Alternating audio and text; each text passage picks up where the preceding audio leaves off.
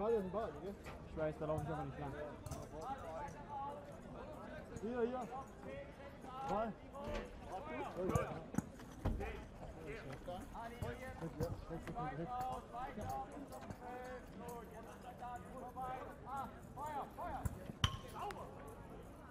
Wohl.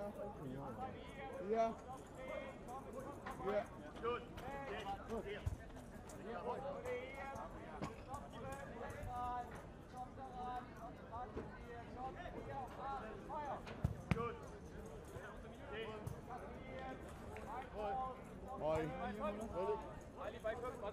Müssen wir nicht die andere Übung mal machen? Gut.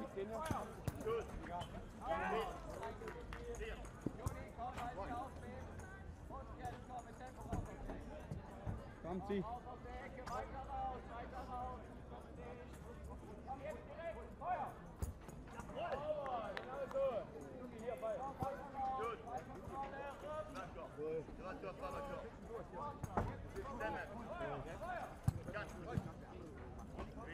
Wohl.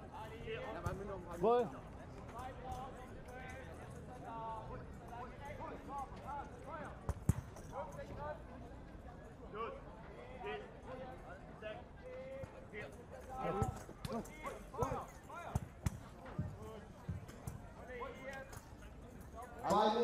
Warm up. Was? Wer wollen wir?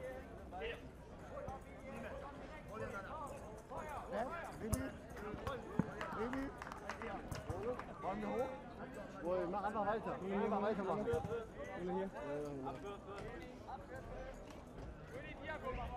Geh alle, geh hoch. Wohl.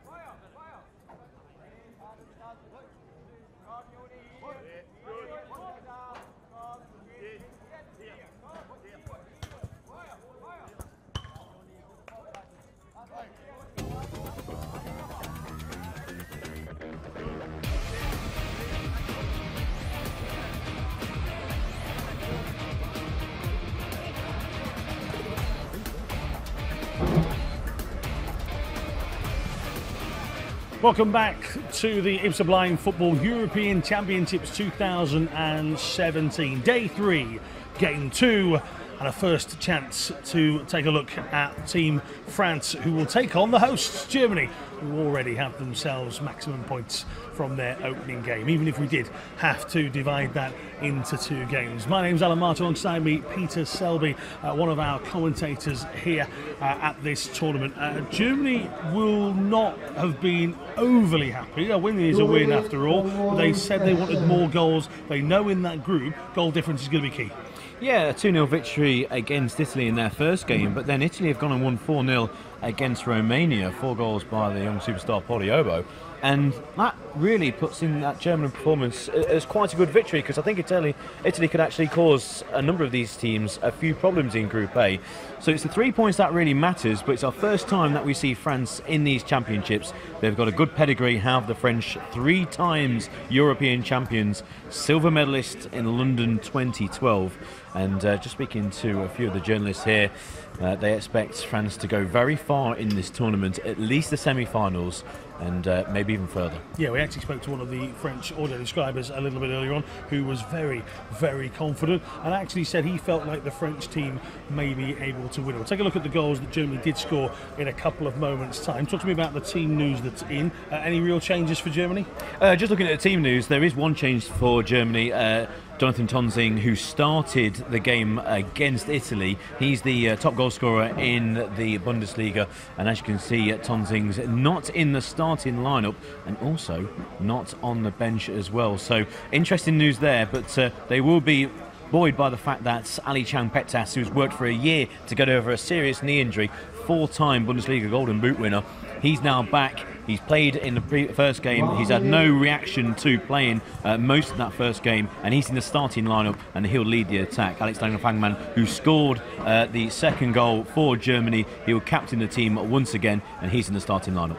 Okay, let's take a look at the lineup for France that will take on the host nation, who are away in this game. Whilst they are the host nation, they are still drawn away in certain games, and that is the French lineup. Who should we look out for here, Pete? Number 8, Dele Labar, very good player alongside Van Rouagie. Number 10, really good technical team. Again, very good close control. But the one thing that sets France apart from a number of teams here, it's the strength of their bench. There's only 4 on the bench, but real quality there. Any of those 4 could have been in that starting lineup. You note only 4 substitutes highlighted down for France, so hopefully they won't have too many injuries or red cards to deal with, a la Georgia in this competition so far. Let's take a look now at the goals that Germany have scored in this tournament to date. Pete, you were on the mic to call all of these, and they've had some fabulous moments. Yeah, Germany getting off to a winning start. I mentioned their captain, Fangman, who scored the second. The first one by Kuting, who is not on the field today. So we'll have to find out what his injury problem is. I can't believe they would drop the top goal scorer in the Bundesliga. He opened the scoring against Italy, and then Fangman doubled the lead. And I think we'll see the German captain in a more advanced role. He generally tends to anchor the midfield, but in Tonzing's absence, I think that Fangman will be more advanced. Again, you see some of the super shots and super slow-mos that we've had here in the tournament. A lot of people praising the coverage of the tournament so far. The first time that it was kind of been taken to this level, a studio. We've got 7 cameras out there filming the action as well. It really has been able to capture moments just like this, Pete. What a run this is, and the finish is sublime. Yeah, one of the goals of the tournament so far. There's Fangman running from deep and then using the extra height in the goals to rifle the ball into the roof of the net, and it's something that the French will be fully aware of. The runs from deep from the likes of Alexander Fangman and Ali Chang-Pettas. It's something that they'll have to look out for, but also France will be employing those same tactics as well. I mentioned their close control, but all of the outfield players for France, they do possess good shots. Again, many of them both-footed, very similar to the Turkish team. When there is a dead ball situation around the D, inside the broken line, the final third, it doesn't matter who will take that. They all have a good shot on them. They all can connect well with a blind football that we have in front of us. Normally have 1 or 2 who specialties at dead ball situations, but with this French team, it could be any of them, and that includes the people are on the bench. In a couple of moments we'll take a look at the teams that they still have left to play, these 2, but for now, don't be fooled, by the way. Glorious sunshine right behind us once again here at the old train station. You can see the entranceway to the old railway station just behind us, but what we've actually just had is a massive downpour, and that is exactly what we had on Friday night of the opening game. The German game against Italy called off and had to play the rest of it after, I think it was 8.5 minutes had gone. So we have had a downpour a moment ago. It seems to have disappeared, but wherever the German team go, the rain seems to follow. Yes, when the rain came down for their first game, we were talking on air regarding the slippery surface and how that would affect the roll of the ball and also being a goalkeeper. But I think this shower we've had, it was quite heavy, but only for 5 minutes or so. It's going to have a nice sheen on the surface. I was going to say, because I actually went out onto one of the practice areas a little bit earlier on, and it's still very, very wet. Even though we haven't had a drop of it since Friday night, it's still really, really wet. So actually what we've just had a couple of moments ago will only go to make that ball go a little bit quicker. So once again, we'll have a look at the fixtures to come for the teams that we've got out here tonight. So let's take a look at those, shall we?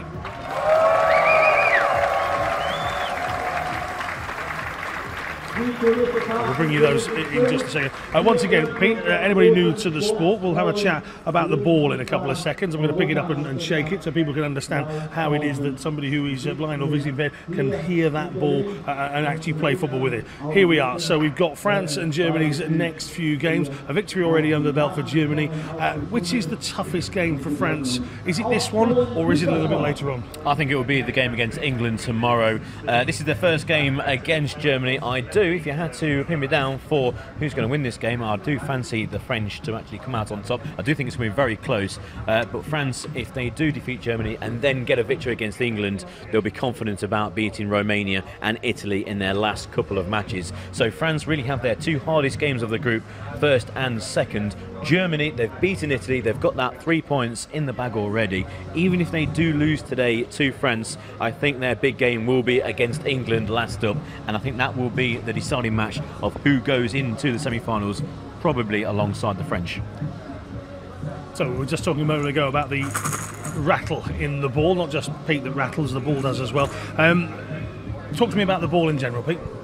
It's a size 4 football, so it is smaller than the size 5 that's used in 11-a-side football. You can hear the bells inside. Now, the bells obviously indicate where the football is for the players. All the players are B1 category, so they have no vision at all. They wear gauzes on their eyes and also a blindfold as well, just so it's a complete level playing field. Now, it is also quite a slippery ball as well, so we've seen a number of goals so far in these championships where the ball has actually squirmed underneath the goalkeeper, and with the wet surface, I can see that happening one or two more times in this game. But yes, it is quite heavy as well, so if you are a goalkeeper, you do need to be brave, because you do have a footballer bearing down on you at pace, and then only from maybe 2 or 3 yards out, taking a power shot with this football, it's going to leave a few bruises. Right, so we've seen the ball, we've seen what Germany have done before. What we have out here right now is a crowd starting to fill up. So a big thank you to Pete. He's going to make his way back over to the commentary box, and the teams have come off from their warm-up. They have a pure silence warm-up, 20 minutes of warm-up they have. It all goes quiet, then the music kicks back in, and you can see the referees there, the match ball on the plinth being ready. Plenty of German flags around, plenty of German support here in this very first international competition in blind football to be held in this fabulous country. A fabulous city to host it. The sun is out, the crowd have come. Let's hand over to our commentators for this game. It is Jonathan Bell and Peter Selby. Good afternoon, Alan. Good afternoon, everybody. Welcome to Berlin for IBSA Blind Football European Championships 2017. It's day number 3, game number 2. France locking horns with Germany. And I think this is the first real heavyweight clash we've had in these championships so far. France favouring themselves going into these championships. They've won it 3 times, silver medalists in London 2012 as well. Taking on Germany, who got off to the best possible start on Friday night / Saturday morning with that 2-0 victory over Italy. And at the moment, Group A nicely poised. England have a win, Germany have a win, and Italy now have a win as well after that success over Romania earlier on today. Both teams just assembling themselves in the tunnel at the moment. Germany will be in their traditional white shirts, black shorts and white socks. And of course, Alan mentioned, Pete, that we had a downpour a few moments ago. The sun's out again now, but we've got the remainder of the rain on top of our tent, spraying into the gaps in our commentary position and wetting our paperwork. But we're very much looking forward to the game ahead. Yeah, looking forward to a cracking game. It's the first game for France in these championships, and speaking to a number of French journalists earlier on today, as I was just talking to Alan March there, I expect France to go far in this tournament. They're in Group A alongside the likes of Germany and England. I think it's between those 3 who will advance into the semi-finals. Top 2 go through. And that victory against Italy on the first day, 2-0. Many people thought that there might be more goals in that game, but then Italy coming back and winning by 4-0 earlier on this morning against Romania. All 4 goals for Paralympic. It just puts the 2-0 victory for Germany in perspective, and actually it's better than maybe first thought. So a really good crowd here in Berlin, patiently waiting for the 2 teams to take to the field. I'm very intrigued by this French side. Silver medalists at London 2012, 3 times European champions, very strong domestic league that they share with Belgium. And And here come the two teams. So as I mentioned, Germany in their traditional white strip with the red V shape going between either shoulder. White shorts for them with white socks as well. France in their traditional all blue strip, led out by their goalkeeper Julien Royer in the yellow shirt and black trousers. But a great roar from the near side. The crowd all backing the host nation here, and they give back a round of applause to those who have attended this game as well. A lot of these German players lapping up not just this competition, but a competition on home soil as well. They've done minor tournaments like the Four Nations last year where they finished second, but nothing quite on this scale, and they'll be looking to build on a good performance against Italy the other day. They won by 2-0, of course, yesterday morning in the end, and we now await their national anthem as both teams stand on either half of the field awaiting the first anthem, which of course is the German one.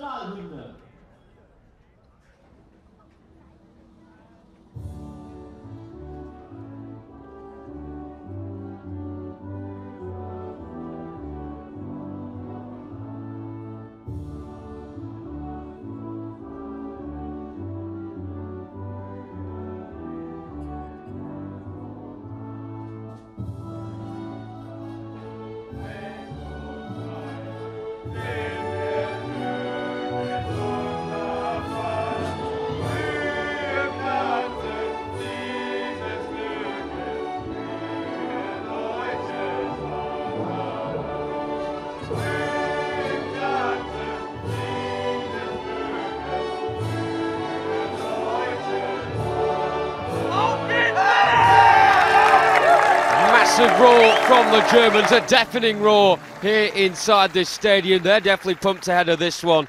Now it's the first time France get to sing their national anthem at these European Championships in Berlin.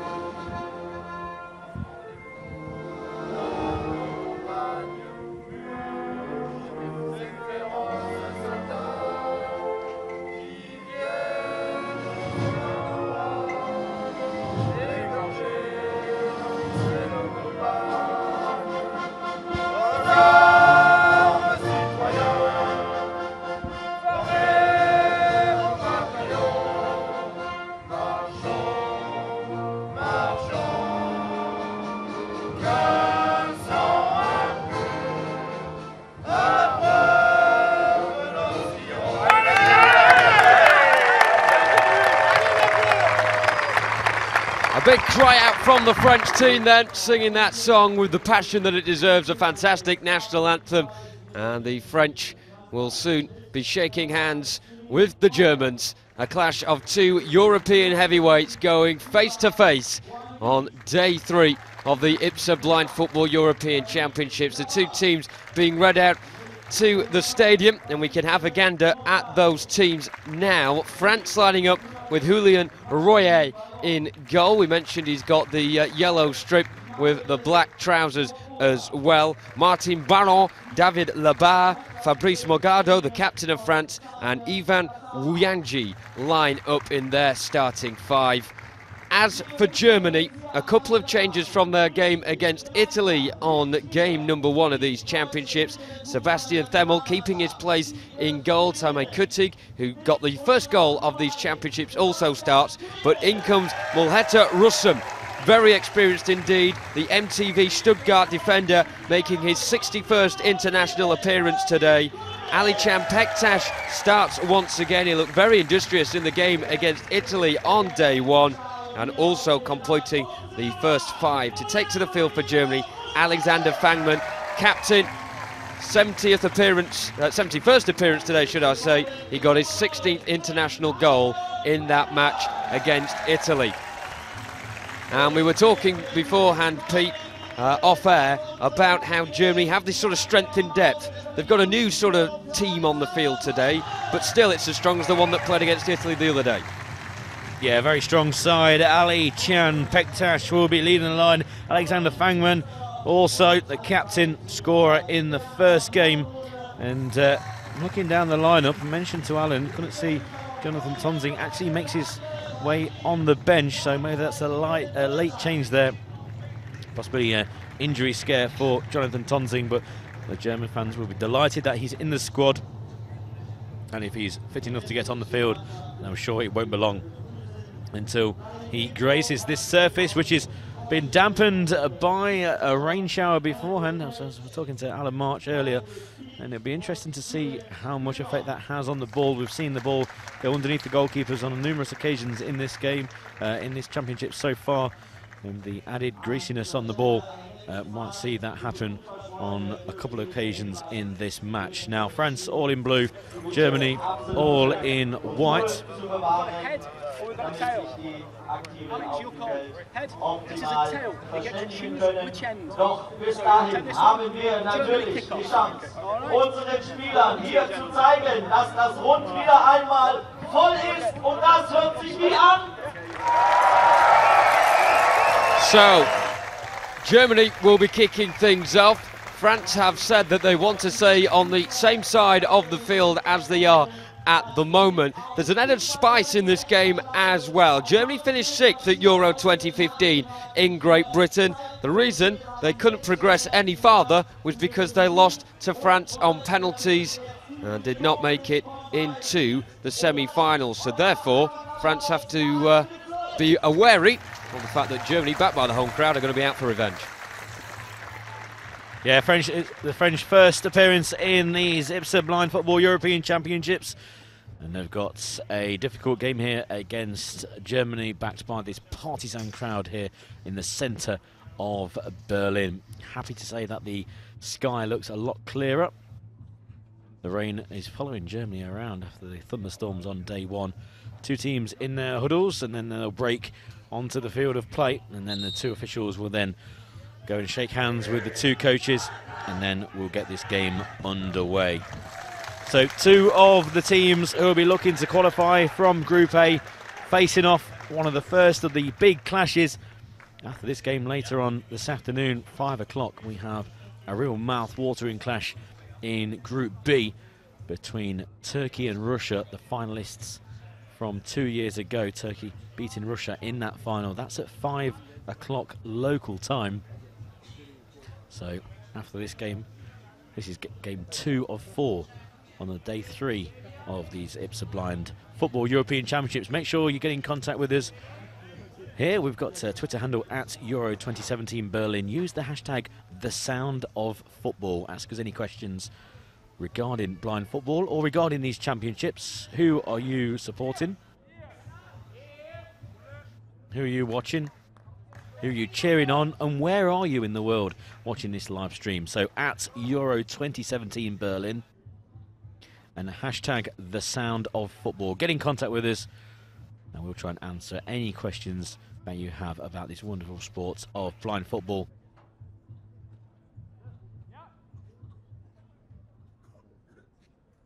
So the official shaking hands with the coaches. We understand that the official has actually shown a yellow card to the French coach Samir Gassama for the team coming out late. Of course, we'll wait for confirmation of that, but it's certainly not an ideal start to this game for France.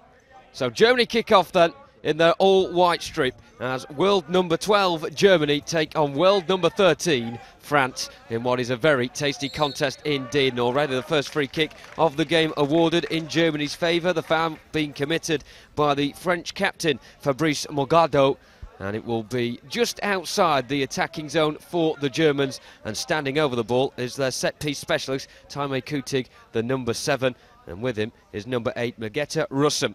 The oldest German player, he turns 41 in November, does the big number 8. And he currently has 60 appearances for his nation to his name.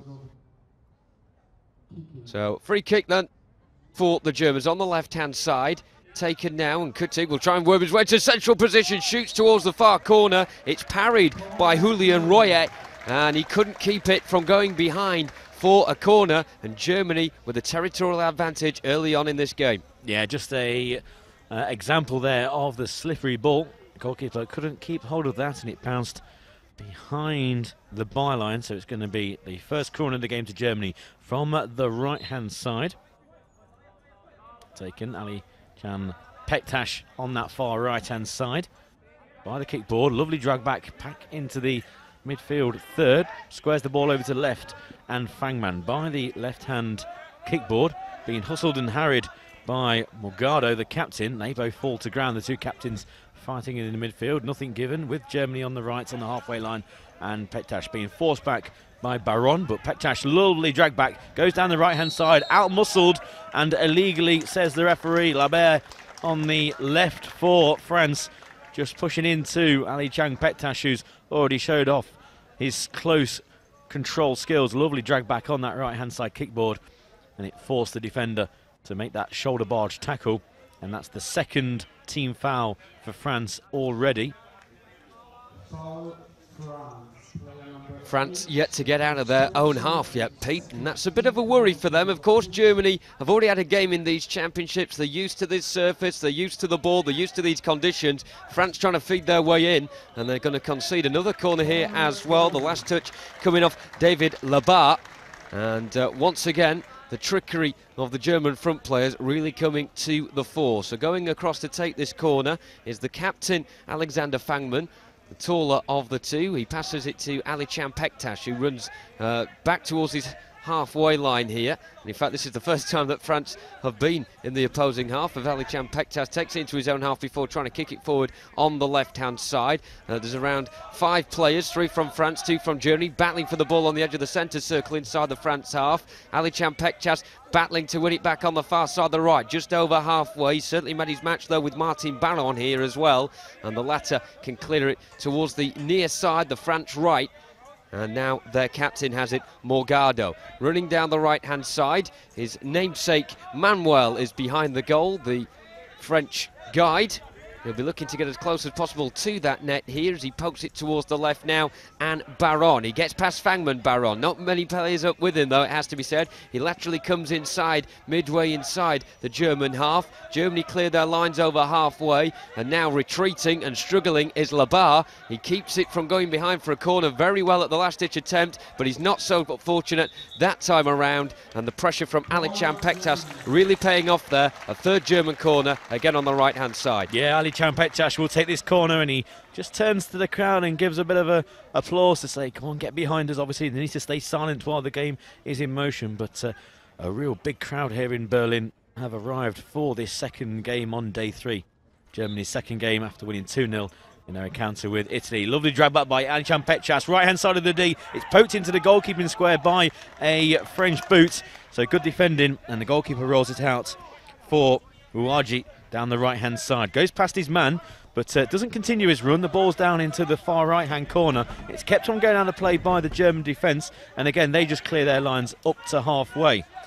Here comes the number 7 for Germany, Kuting, over from the left to the right-hand side where Pektash can't pick it up, and now France launch their attack into German territory. Lovely dribbling from Baron. Up to the broken line, Baron stops, goes over to the left-hand side, past the broken line now. He's around about 12 metres from the goal, just loses out to the German defence, and now up over halfway with Pektash. Quite scrappy in the midfield in these first few minutes, no one really controlling the game. Labert inside the centre circle, lovely switch to the far left-hand side. Baron picks it up deep inside German territory, tries to drift in, but there's 2 men in front of him, and once again Germany clear outside of their own third. The ball has just stopped, so once it's been found, which it has now, Germany can clear through Rusum, who didn't find his way onto the field of play in the first game. A surprise inclusion in this match. Baron into the D, loses control, and it runs out for a goal kick for Germany. Over on throw, bounces a couple of times inside their own half. Of course, it needs to bounce at least once for it to be a legal throw, but lovely control by Morago. Goes over the halfway line. Ouaji into the D, fails to get a shot on goal. He drifted in from the right-hand side, got into the D. His headgear has come off, so there's going to be a pause in play. The time will also stop, which is a new rule here in blind football. Every incident, the clock will stop, so 20 minutes each way but that of course will be increased because of the stoppages. Also the goal sizes have increased for a more exciting sport. Plenty of quarterfinals and semi-finals over the last 6 to 10 years have become 0-0 draws and settled on penalties. I think it's the end of that with these big goals, expecting plenty of action here. Goalkeeper restarts to the right-hand side, and Pektas on the halfway just flips it too high over the officials' tent and into the packed grandstands here in Berlin. Absolutely, a couple of German flags on the far side.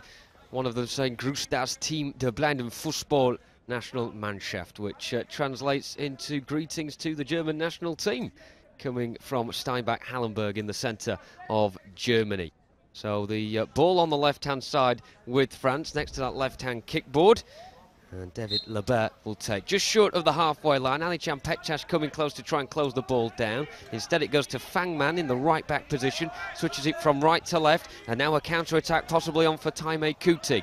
Goes back into his own half before trying to get an angle to clear it towards the far side, and as he swung for the ball there, coming onto the scene was David Lebert trying to block the ball. He didn't intercept, but he did win a foul, and also got a nasty bruise I think from that as well. Yeah, accidental foul there. Kuting helping Lebert to his feet, and a round of applause given for that sportsmanship. But yes, he tried to just clear the ball, but obviously the ball ran away from him and collided with the player.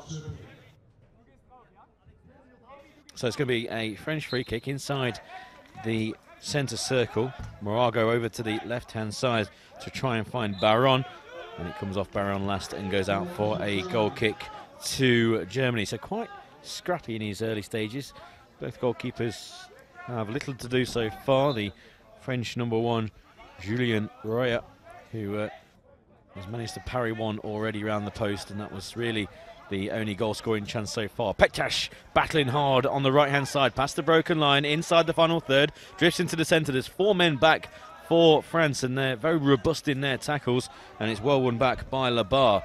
Lebert to Baron inside his own third, now goes over the broken line up to the halfway line, straight down the centre. He's passed 2 men so far, he's got 1 man to beat, goes to ground. He lost possession before he went to ground. The ball runs out of play and it's going to be a corner, but the ball actually ran away from him before he was brought down, so no foul given, but it's going to be a corner. Lovely run there by Baron, who operates mainly on the left hand side, but this time his run was straight down the centre, and France will now have this set piece.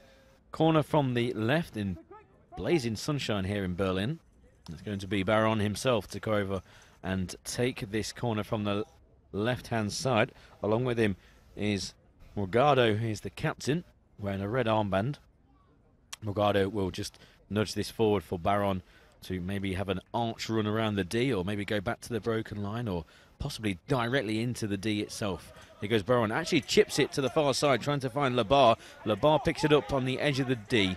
Right hand side, right footed shot, takes the deflection into the goalkeeper's arms, and did well to adjust his feet and then collect that into his chest. Pektas controls the ball in French territory, nearly goes down under a tackle from Baron, but Pektas still has it by the right hand kickboard, goes to ground, gets up, still has the ball on the broken line. Lovely drag back, now squares it over to the left, and Kuting controls inside the French half, back to the halfway line. Kuting starts his run, avoids 1 tackle, now he's running straight towards the D, goes down, nothing given by referee Michael Pick, who's on the scene, and it's through to the goalkeeper for France. One of Germany's goals the other night was from their captain Alexander Fangman. He took the ball from deep and ran all the way through the defence of Italy. I don't think they're going to get the same joy from France, who have been very resolute in the heart of the defence so far. They currently have an attack on, though, do the French, just left of halfway. Lovely turn from Baron down the left-hand side, trying to get away from Alichan Pektas, who is very much a tricky customer, as is Fangman. Is looking for the ball. The ball is currently stationary, but they've just about managed to get it moving again,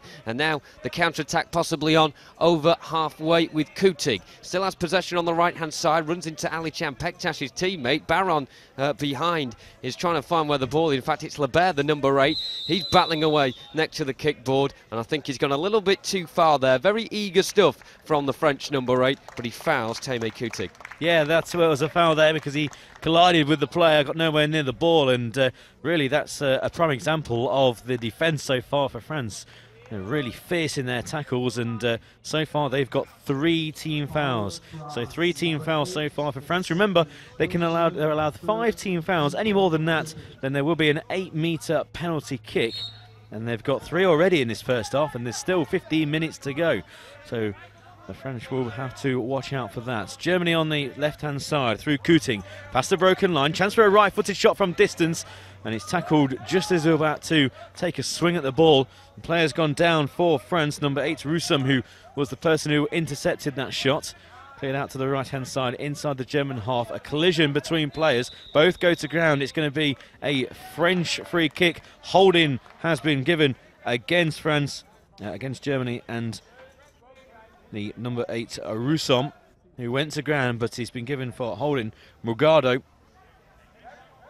will take this free kick.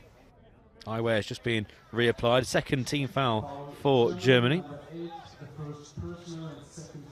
Looks like number 7, Tammy Kuting, just having a chat with the referee, and whether he needs his eye patches corrected. No, his protective headband in the black, yellow and red of France has come off, so that's going to be reapplied. So this free kick, it's on the broken line, around 15 metres from the German net, 2 yards in from the right-hand kickboard.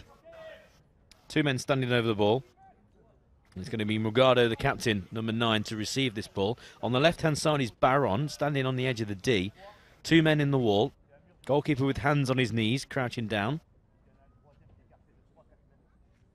The French coach behind the goal, just giving instructions. He's going to tap the near right post, starting at the bottom and then going all the way to the top. Now he does the far left.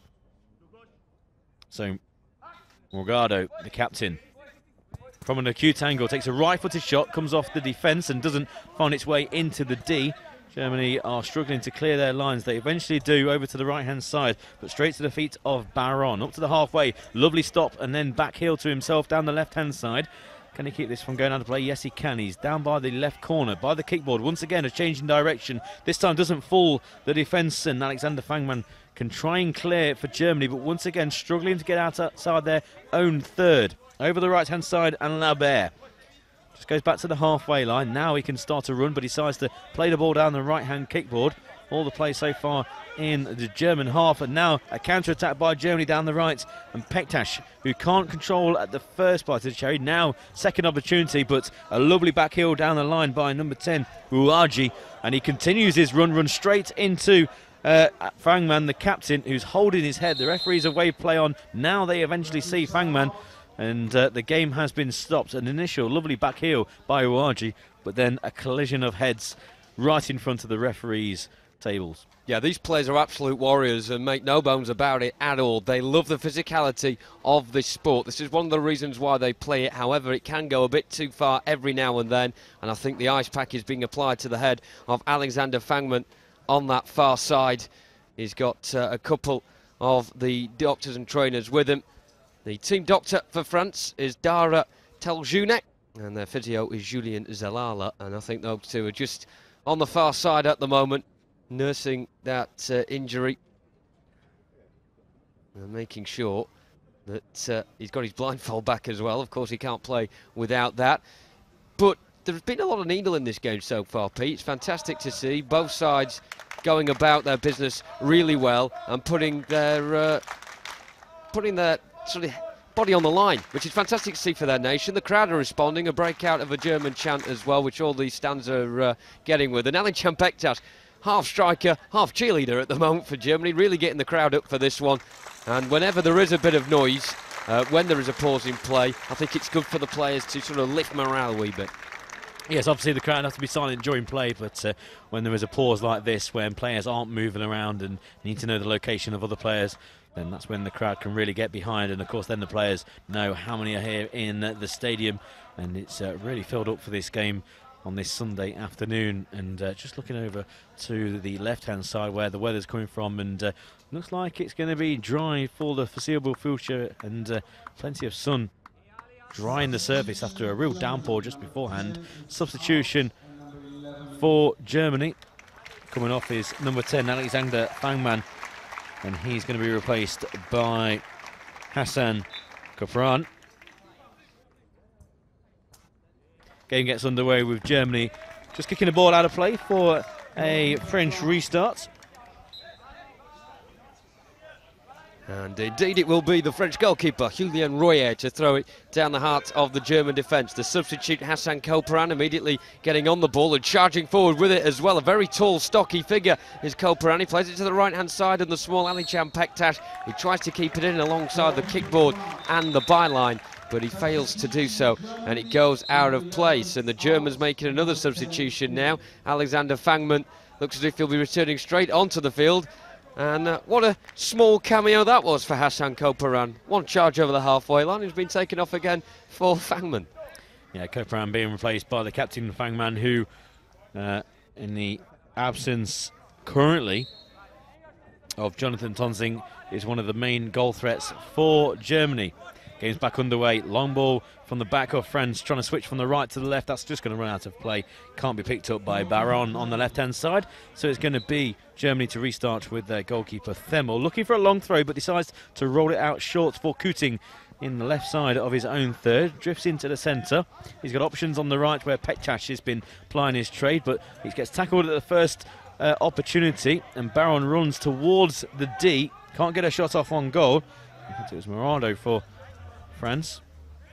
Germany clear, only just outside their own third once again. Accidentally tackling their own player, the French on the left-hand side. Labert, also number 6 Baron, and there's Fangman going to ground along with Kuting. Kuting with the ball on the right for Germany. Very even so far in this game. Good ball down the right to try and find Pektash. Pektash beats his first man, and then it just rolls to the goalkeeper. Unlucky there for the German number 9. We just get a round of applause from the crowd, and the referee is just putting his hand in the air to say, please limit the noise, obviously, whilst the game's in motion. Nice switch by Ouaji from the right to the left-hand side. Sickening collision of heads on the edge of the D, and here's a free kick being given. It looks like it's been given for the French, and I'd imagine a no-voy call has been awarded. We'll wait for the referee to come to the near side. It was a collision between Roussem, the number 8 for Germany, and Baron, the 6 of France. The referee will come to the centre line and then signify the decision. I can only imagine it's going to be for voy. All the players need to shout voy to let them, all the teammates and the other players know where they are. And if you don't shout voy, yep, voy is the foul that's been caused. Then obviously collisions can happen, and that's what's happened there. So another team foul for Germany. That's 3 each, and we've still got 10 minutes to go in this first half. So free kick for France, 3 yards outside of the D. On the left-hand side, Baron, who was involved in that collision of heads, will take this. 4 men in the wall, the goalkeeper just lining them up so it will cover that near post. So I'd imagine Baron will either strike this or move to a more central position and then strike. Goalkeeper almost down on one knee, just off his line. So he's crouching very low. Do remember the goals have been increased in height as well as width.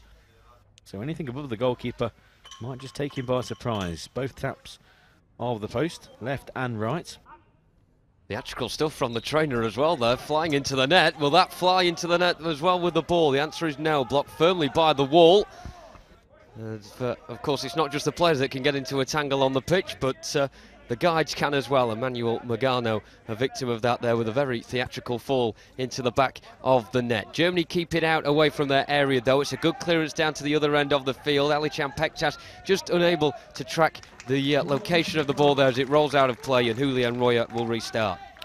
Royer down the left-hand side. Can it avoid Fangman? No, it can't. Picked up by Germany, who's now got 2-on-2. Fangman falls over the first player, and nothing given by the referee. So a good tackle there by the French defence, but that was one of the first opportunities that the German attack was either level in terms of numbers or actually had advantage over the French defence, who have been very mobile in getting back. But they've always had 2 men up front, France. Almost seems like they've got more players on the pitch than the German side. Kuting goes to ground, gets it at the second opportunity inside the centre circle, goes past one, straight down the centre, and then again runs into that blue wall.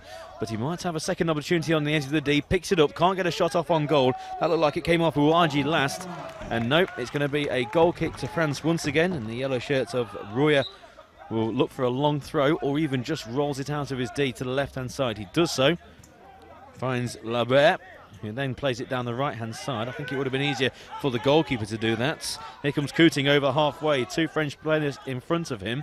Again, he just loses possession as he tried to stop. Petach can't pick it up at the first time of asking on the right-hand side kickboard, deep in French territory, and France clear their lines once again. Over the broken line into the midfield third. Lovely drag back by Baron on that left-hand side to a more central position. Inside the centre circle, goes past Fangman, and then goes back for the ball because he just stood in front of it and it hit his heel. He's back inside his own third.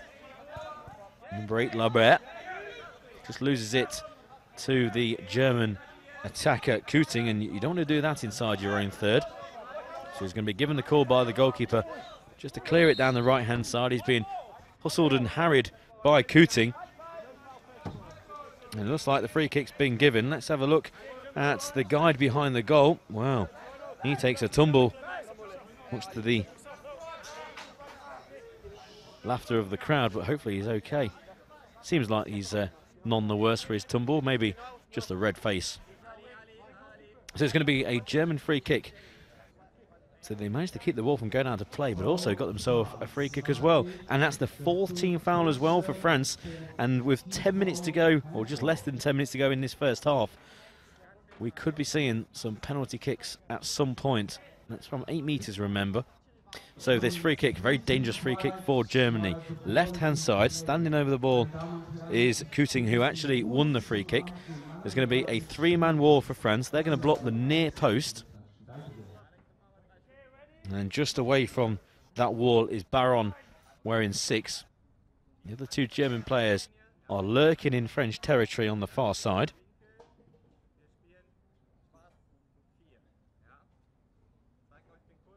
Looks like Couting is just going to roll it, or maybe Fangman.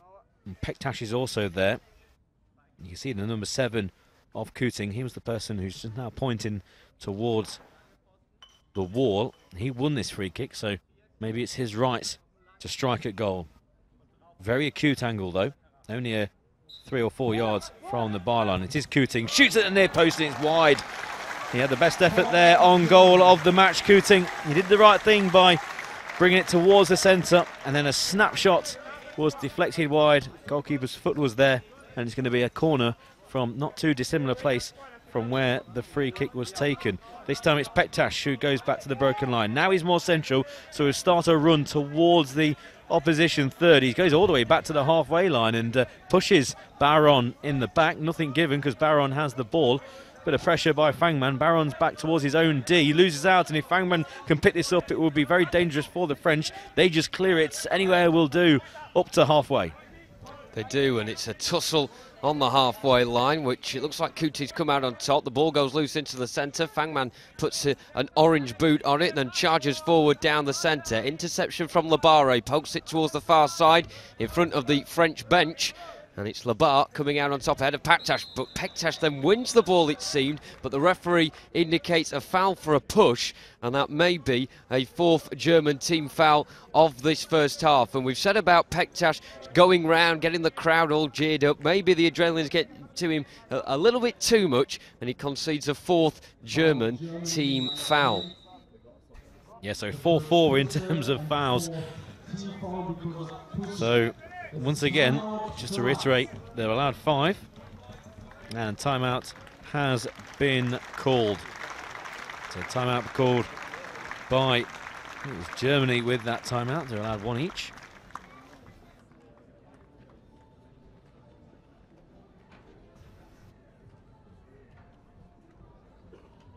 At the moment, you have to say both managers would be pretty satisfied with the starts of either team. French coach Samir Gassama just talking to his players, as is Ulrich Versterer as well, as far as the Germans are concerned. Germany started off very much the better side in the first couple of moments. They forced a couple of corners, and France struggled to get out of their own half. But as the game has gone on, players like Martin Baron, the number 6, and David Labar, the number 8, have really come to the fore in the middle of the park, and they've put up a very solid resistance against Germany. They've made the game scrappy, but I think that was sort of the intention, Pete. It's not going to be a pretty game, this one. If it was open, France would be really risking things. So by making it tight, by making it even, it really hands things finally in the balance. No mistakes is the key.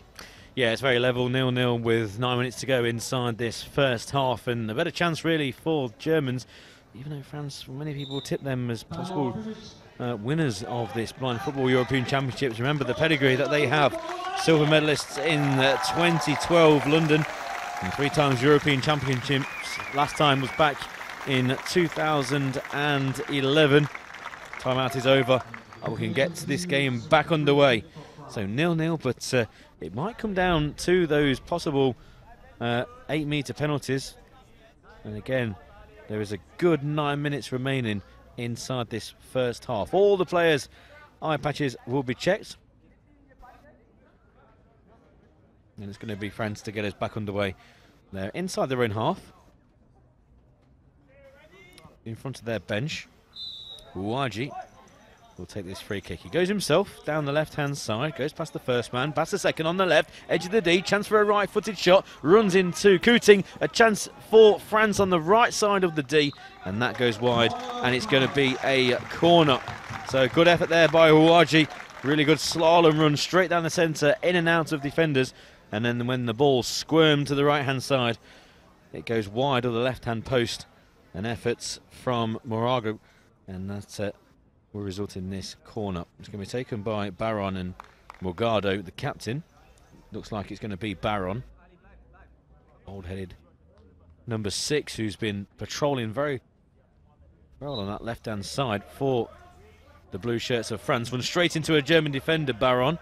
And Germany try and clear. They do so through Rusum up to halfway. Picked up though by Ouaji, and we know what he can do with the ball at his feet. He stops inside German territory, now goes straight down the centre, chance from the right-footed shot, edge of the D, can't get any purchase on the ball, goes out for a goal kick. We've not seen too many glimpses from Unyanji. That's only like the 3rd run he's done so far in this game, but every time he has done a run on goal, it's created something exciting for the French, and I'm sure any of in the crowd here of a French persuasion will be certainly getting on the edge of their seats every time he has the ball in an attacking zone.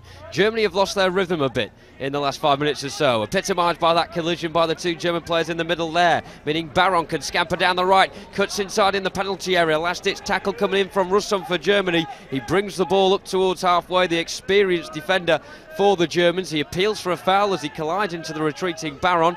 The referee says no. France again tackling each other on the near side.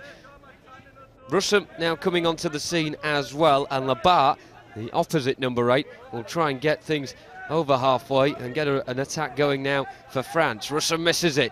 Baron now picks up possession left-hand side. Tight angle as he goes towards the byline, struggles to keep possession as it goes in between his legs. He gets in a bit of a tangle, and Sebastian Themmel can restart things for Germany. Thrown down the right-hand side, Alichan Pektas with that distinctive sort of 2-footed jump in the air before controlling it with his shins. He now tries to scamper down the right. All 4 of the French defenders swarmed around him there. He comes up towards the broken line, dead central, working out whether he's going to go left or right. He opts for the left-hand side. A few Germans getting towards the edge of the seats there, but he runs out of space on the pitch as he gets towards the byline. Good defending in the end from France, working as a team, getting round in a pack of 4. Yeah, he couldn't swing his left boot at that, the good Pektas. But once again, as Jonathan said, it comes out for a German goal kick. French, when all 4 are back, swarm around the ball, but an early throw out to Pektas couldn't control, and if he did, it was going to be a one-on-one situation with only one defender between him and the goal. Looking for a long throw as well are the French, this time bowled out to the right-hand side, controlled by Morgado. Switches play across the halfway line to the left, picked up though by his opposite number 9, Alichan Pektas, loses out to Baron on that far side, and Baron is tripped by Fangman, gets to his feet, nothing given by the referee, and Fangman can bring it out for France down the right. Over halfway, chips it across towards Alichan Pektas, it goes over the kickboard and out for a French restart. So with 13 minutes and 31 seconds on the clock, so there's 6.5 minutes remaining of this first half. It's still goalless, and do remember, each side with 14 fouls to their names. Square pass from France from the restart. A very tame one, but Ujandi gets his foot on the ball and can motor down the centre once again. Trips over himself as he skipped past Pektash there, so it momentarily delays his approach forward. He has to retrieve the ball on the left-hand side, midway inside his own half. He loses his left trainer there as well, but that won't stop him battling away with Pektash. Great dedication to the cause from Uanji, and I think the referee's going to stop play for an indirect free kick as his right arm is raised in the air. The foot of Uanji at the moment, bare, so he'll put that trainer back on. An indirect free kick has been given for Germany, it seems, for the fact that the ball was touched by Ujandi without footwear on his left foot. So therefore it will be a personal foul, not a team foul, and Germany will restart play on the right-hand side, just in from the kickboard, around midway inside the French half. Hope you're enjoying this match on the live stream. Please get in contact with us using Twitter at Euro 2017 Berlin is the Twitter handle, at Euro 2017 Berlin, and use the hashtag #TheSoundOfFootball. Hashtag #TheSoundOfFootball. Ask us any questions on these games. Tell us where you're watching from, who you're supporting, and any questions you've got on the sport of blind football. Free kick taken over to the left-hand side for Couting, who loses out to the French midfield once again. Good play by the captain, Morgado. Just stands on the ball inside the centre circle, so he has to backtrack somewhat. He's got Baron down the left-hand side. Still can't get the ball under control. Now pokes it towards Baron on the left kickboard. Switches play again, trying to find Morgado, who normally operates on the right. He's now inside the final third. Down by the right corner. Goes back towards the broken line. Now switches again down the right-hand side. Goes to ground, nothing given. Still got possession of the ball. Now passes it back to halfway to keep possession for the French. Labert inside the centre circle. Back down the right to Morgado. Switches play over to the left to try and find Baron, who's operating on the left side of the D. It doesn't find Baron, so he comes searching for the ball himself. He comes over to the right. Picks it up again from the blue shirts of France. Baron down by the right-hand side. Can't keep it from going out of play. And it will be a German restart. And punch in the air is number 7, Couting. Delighted with his German defence. Pektash on the right-hand side. Inside the final third. Comes inside to a central position. And again gets swarmed by the French defence, who can clear inside their own third. Yeah, the pendulum of this game has pretty much stayed neutral throughout. However, it is beginning to shift in the favour of France. Baron on the ball now, a big physical presence, backheels it to the left-hand side, and the pacey, nimble Uanji tries to scamper down the left-hand side. Fangman comes back, retrieves the ball. It comes off his foot last, however, and it goes out for a corner ball for France on their left-hand side. Germany are going to make a quick substitution before this set piece is taken. Coming onto the pitch, looks as if it will be Nayes, and it will be as well. It's pretty hard to mistake him for anybody else because he is such a tall player. Must be at 6'4", 6'5" or so. He'll be replacing number 7, Taime Couting. Hasn't really happened for him so far in this game. Of course, he scored the free kick against Italy on Friday night. Hasn't really had the same sort of opportunities so far in this first period, but that is because the French defence has been very tight. To be fair, the German one has as well. An instalment into their backline with Nayes on now to partner Morgetta Rusum, the number 8. So a French corner on the left-hand side. Stood over the ball is the captain, Fabrice Morgado, and also number 6, Martin Baron as well. It's the latter with it. Goes down the left-hand side. He's got a man in his back, which is Rusum, and it comes off a combination of Rusum, then Baron out of play for a German restart, but a team timeout called by Germany, which signals a round of applause from the crowd, and another breather for us as well, Pete. Not too many opportunities in this first half, but such an intriguing contest. You just feel that any goal, any chance will be taken by the impressive forwards for both teams, and that will be crucial as to who will win this game.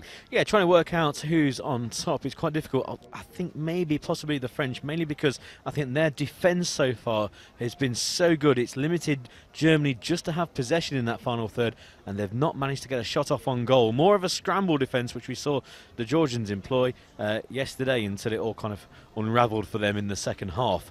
But Germany have performed very very well indeed. It's very tight. I'll give the edge just slightly to France, but only because their defence again has been very well marshalled. Little chance at either side. Only the one real shot on goal, and that was for Germany actually on the left, but the goalkeeper had it covered at the near post. So very tight, and still those 4 team fouls for each side. There are 4.5 minutes remaining, so hopefully they don't come into play, and it's just through actual gameplay out on the field rather than set plays through fouls. If every game can be determined that way, and then obviously then it would be the perfect sport. It doesn't always happen, but you know, there's 4 fouls for each side. Still could come into play. Like I said, 4.5 minutes with the clock stopping at every interval. So every time the referee blows his whistle for a foul, an infringement, a set play, then the time will stop. Long throw-outs, just bounces inside his own half, maybe actually on the halfway line, runs straight out of play. Maybe a bit too eager there. I know the Turkish team do employ that long throw. That goes over the halfway line. So here we have an example of a throw-out by the goalkeeper. Doesn't bounce inside his own half, so it's going to be a free kick to Germany on the halfway line, dead centre. And stood over that ball is Alexander Fangmann, the German captain. Ali-Can Pektas just to the left of him as well. Little and large for the German team. A substitution being made for France meanwhile. A good ripple of applause for the man going off. The French captain Fabrice Morgado, replaced by number 4, Gaël Rivière. And that will be taken, the free kick of course for Germany, right on the centre spot. Alexander Fangmann charging down the centre just like he did against Italy on day 1. He can't quite get into the area with an opportunity though. He had 2 players around him who were David Lebert and Ivan Wuyandi as well. France trying to set up an attack on the left-hand side. It goes towards the corner. Almost took a deflection that of Mulgeta Rusum last, but it went over the byline before that touch was done.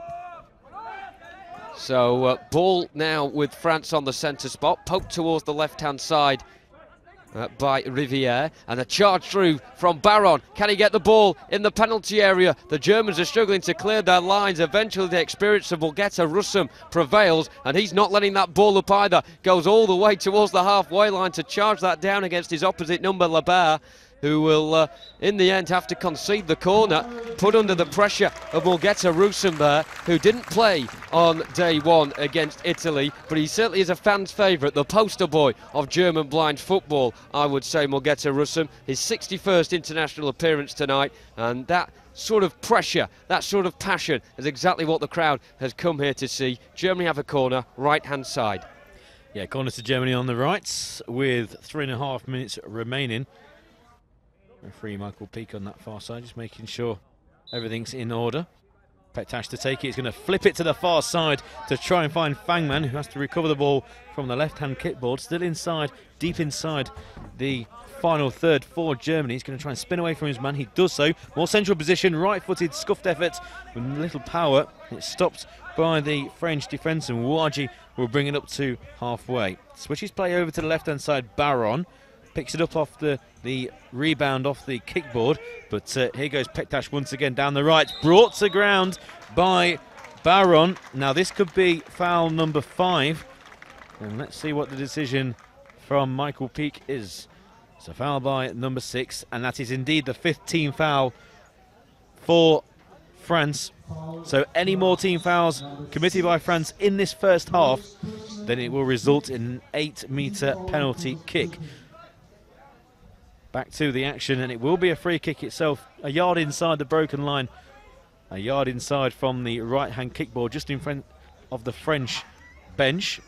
And it's going to be Rusum and also Ali-Can Pektas to take this.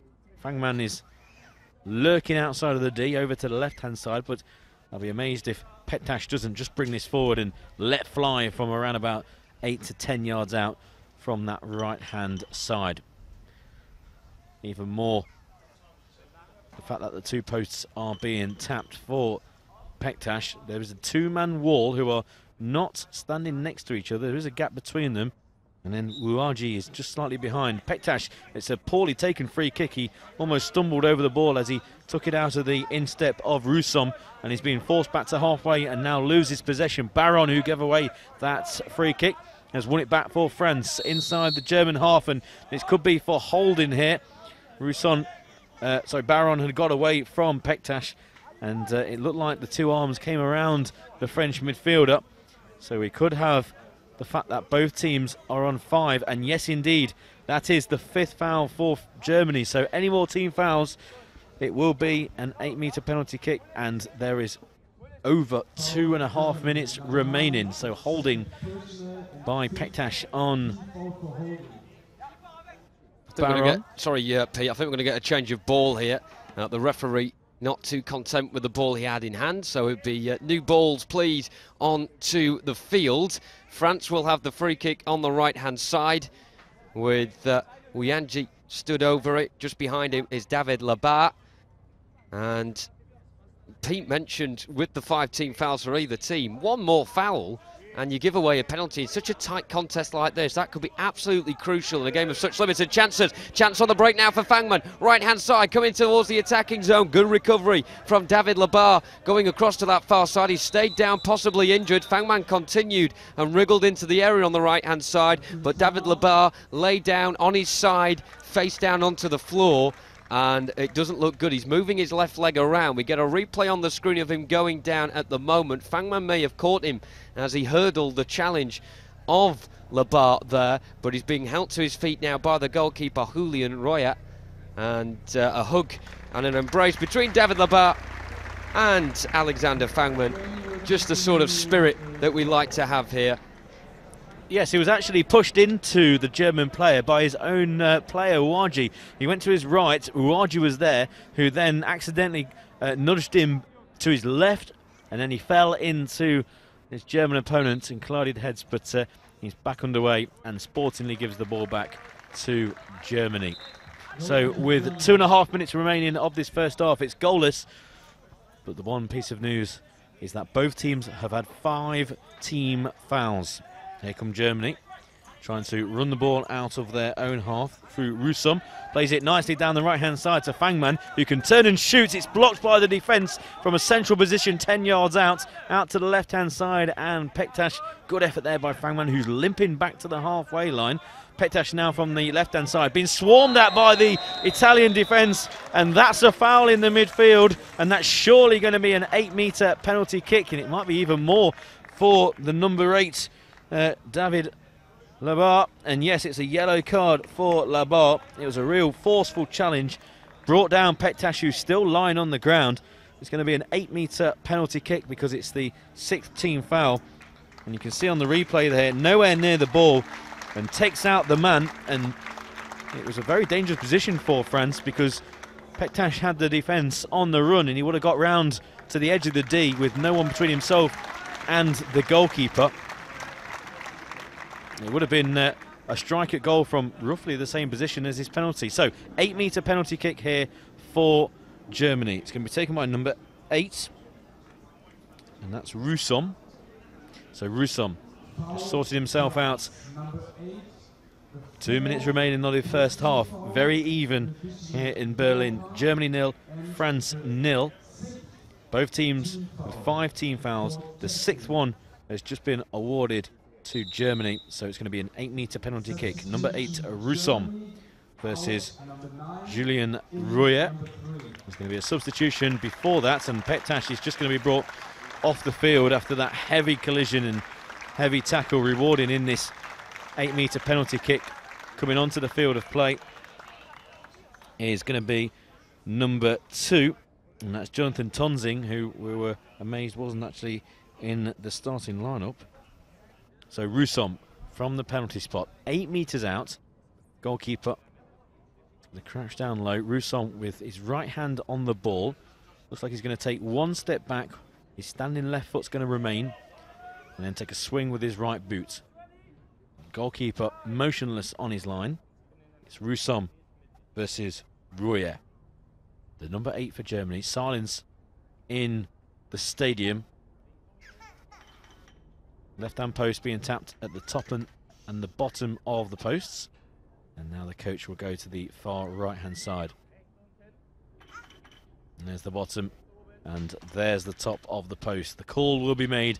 Russon will then take a step back and strike this right-footed from 8 metres.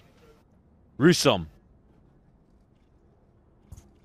This goes wide of the left-hand post. Got good connection on the ball, but it goes wide by a matter of inches. Really good opportunity there for Germany to open the scoring in this match. Massive moment in the game, and of course Russon looking for his 14th international goal, and he'll have to carry on with the weight for that. Now Fangman trying to force the issue. Left hand side of the area, swings at it with the left foot.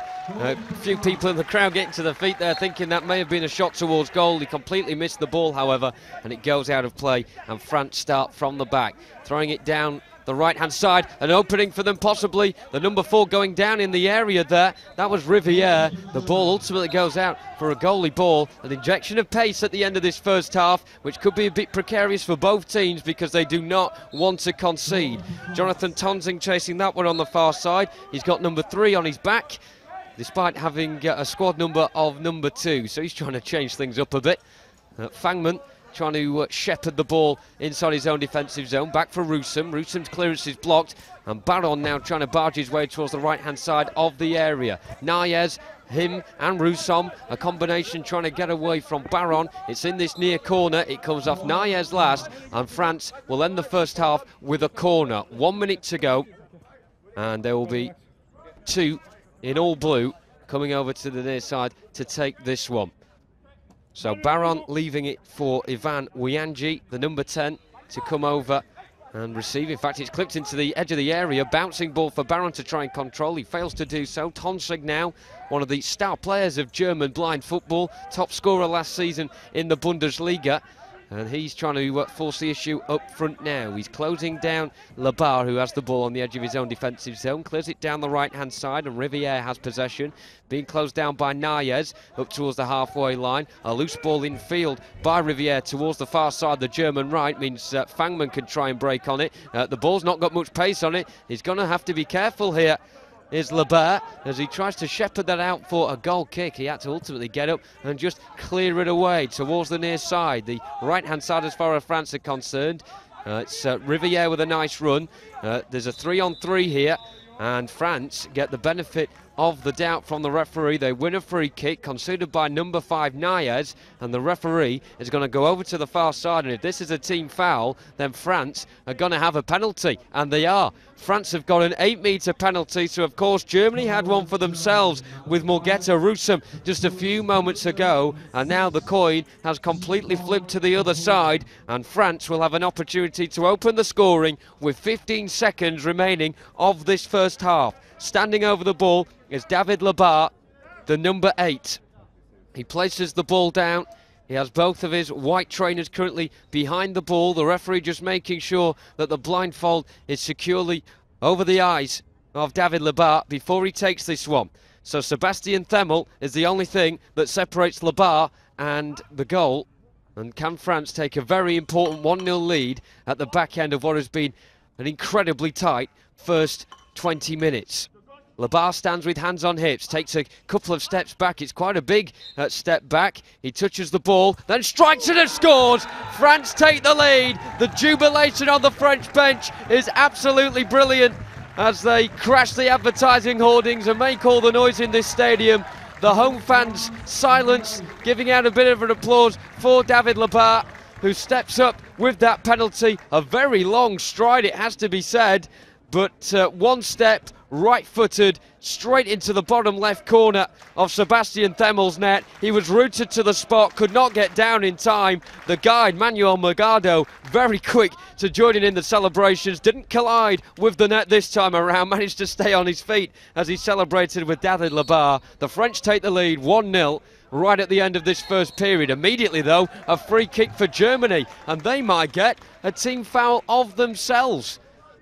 Goodness me, what a frenetic end to a compelling first period. The referee going to the far side just to see whether or not this is going to be another team foul. It is. So Germany now have an immediate opportunity to equalise here, and France may have blown that lead away in a matter of seconds. Frustration from Labar as he remonstrates towards his goalkeeper Roya, who is tasked with saving this penalty now. It'll be the substitute Rasmus Nayes, who will step up to take this one. He's only got 1 goal for Germany so far. This his 20th appearance, the St. Pauli defender. Very tall, 6'5", and he's just getting a feel of what's in front of him. He's sort of waggling his fingers like he's playing the piano at the moment. Then he puts his hands down towards the ball. He has 2 feet behind it. He will strike this with the right foot. Tension around this stadium is absolutely incredible. A massive moment in the game. It could be a massive moment in the championships as a whole. Rasmus Nayes, this time with the left hand out in front of him. He steps up, right-footed, saved by the goalkeeper. It rebounds back for Nayes, tackled by his own man, Fangman, coming towards the dying embers of this first period. Can Germany force this one back into the air and into the danger zone? The answer's no, and Riviere breaks over the halfway line now. The German defender's trying to retreat as he comes down the right side of the area, and he finds the near corner. The pendulum swings back in the French favour again, and that is such an anticlimax for Germany, who thought a couple of moments ago they could equalise this contest. They in fact go down with a 2-goal deficit. What a breakaway that was from Gaël Riviere, really putting a sting in the German tail at the end of an incredible first half. Such a tight half, and Pete did say it was beginning to favour the French, and 2 goals in a matter of minutes and 2 missed German penalties see France looking home and hosed at the break. We are very close indeed to the half-time whistle being blown. In fact, there it is. The whistle has been put to the referee's lips, and what an advert for blind football here in these European Championships. An unbelievable end to such a tight and cagey first period.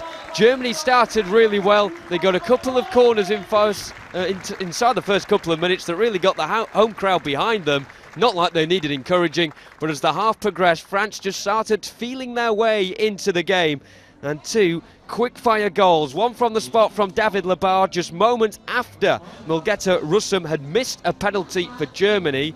Germany then immediately got an opportunity to equalise from the spot. Another opportunity that this time Rasmus Nayes stood up to take. He hit it straight down the throat of Julien Royer, who parried the ball away. And then on the counter charge, up came Gaël Riviere, breaking from the back. Despite the recovery of the German defenders, he managed to go on the right-hand side of the area and unleash a low drive into the bottom left-hand corner of Sebastian Themmel's net. And it means at the end of a breathless end to that first half, the scoreline is France 2, Germany 0.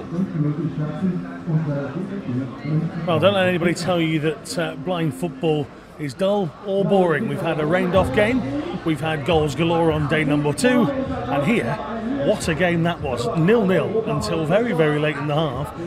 Then you thought it was going to be 1 apiece, and they went straight down the other end and scored. A remarkable game of football, a remarkable first half.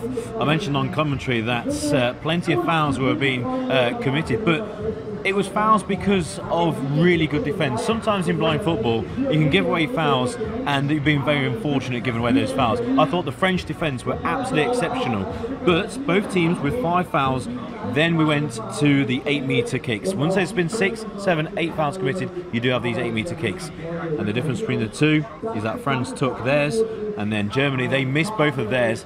And of course, from that second miss, France went down the other end of the field and scored that second goal, which could be decisive in this match. Well, at one point, the director was in the ears saying there will be no goals in this half and we're just going to have chances. And all of a sudden, we changed our minds. Let's take a look at some of those chances and the goals, of course, that changed the complex of this. France put a lot of pressure on at times here, Pete, and they had a few chances early on. Yeah, number 10, that's Jan Ouaji. He's a really good player, very strong player in defence, and he occasionally gets forward, and when he does, the runs cause chaos, and it created one chance there. But this is the first of the 8-metre penalty kicks, and it was taken by Roussom, and you can see the goalkeeper there bouncing from side to side. And Roussom strikes, and just wide of the left-hand post. And after that, I thought there was going to be 1 or 2 more. He just doesn't catch the ball right, does he? It's off the inside of the foot rather than the laces.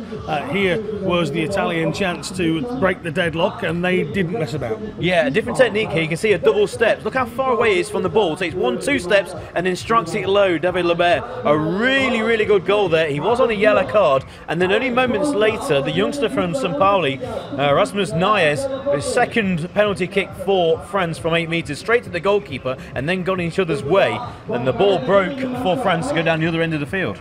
I'm thinking a la Troy Deeney, Watford against Leicester, missed penalty, straight down the other end and goal, and that's exactly what happened here.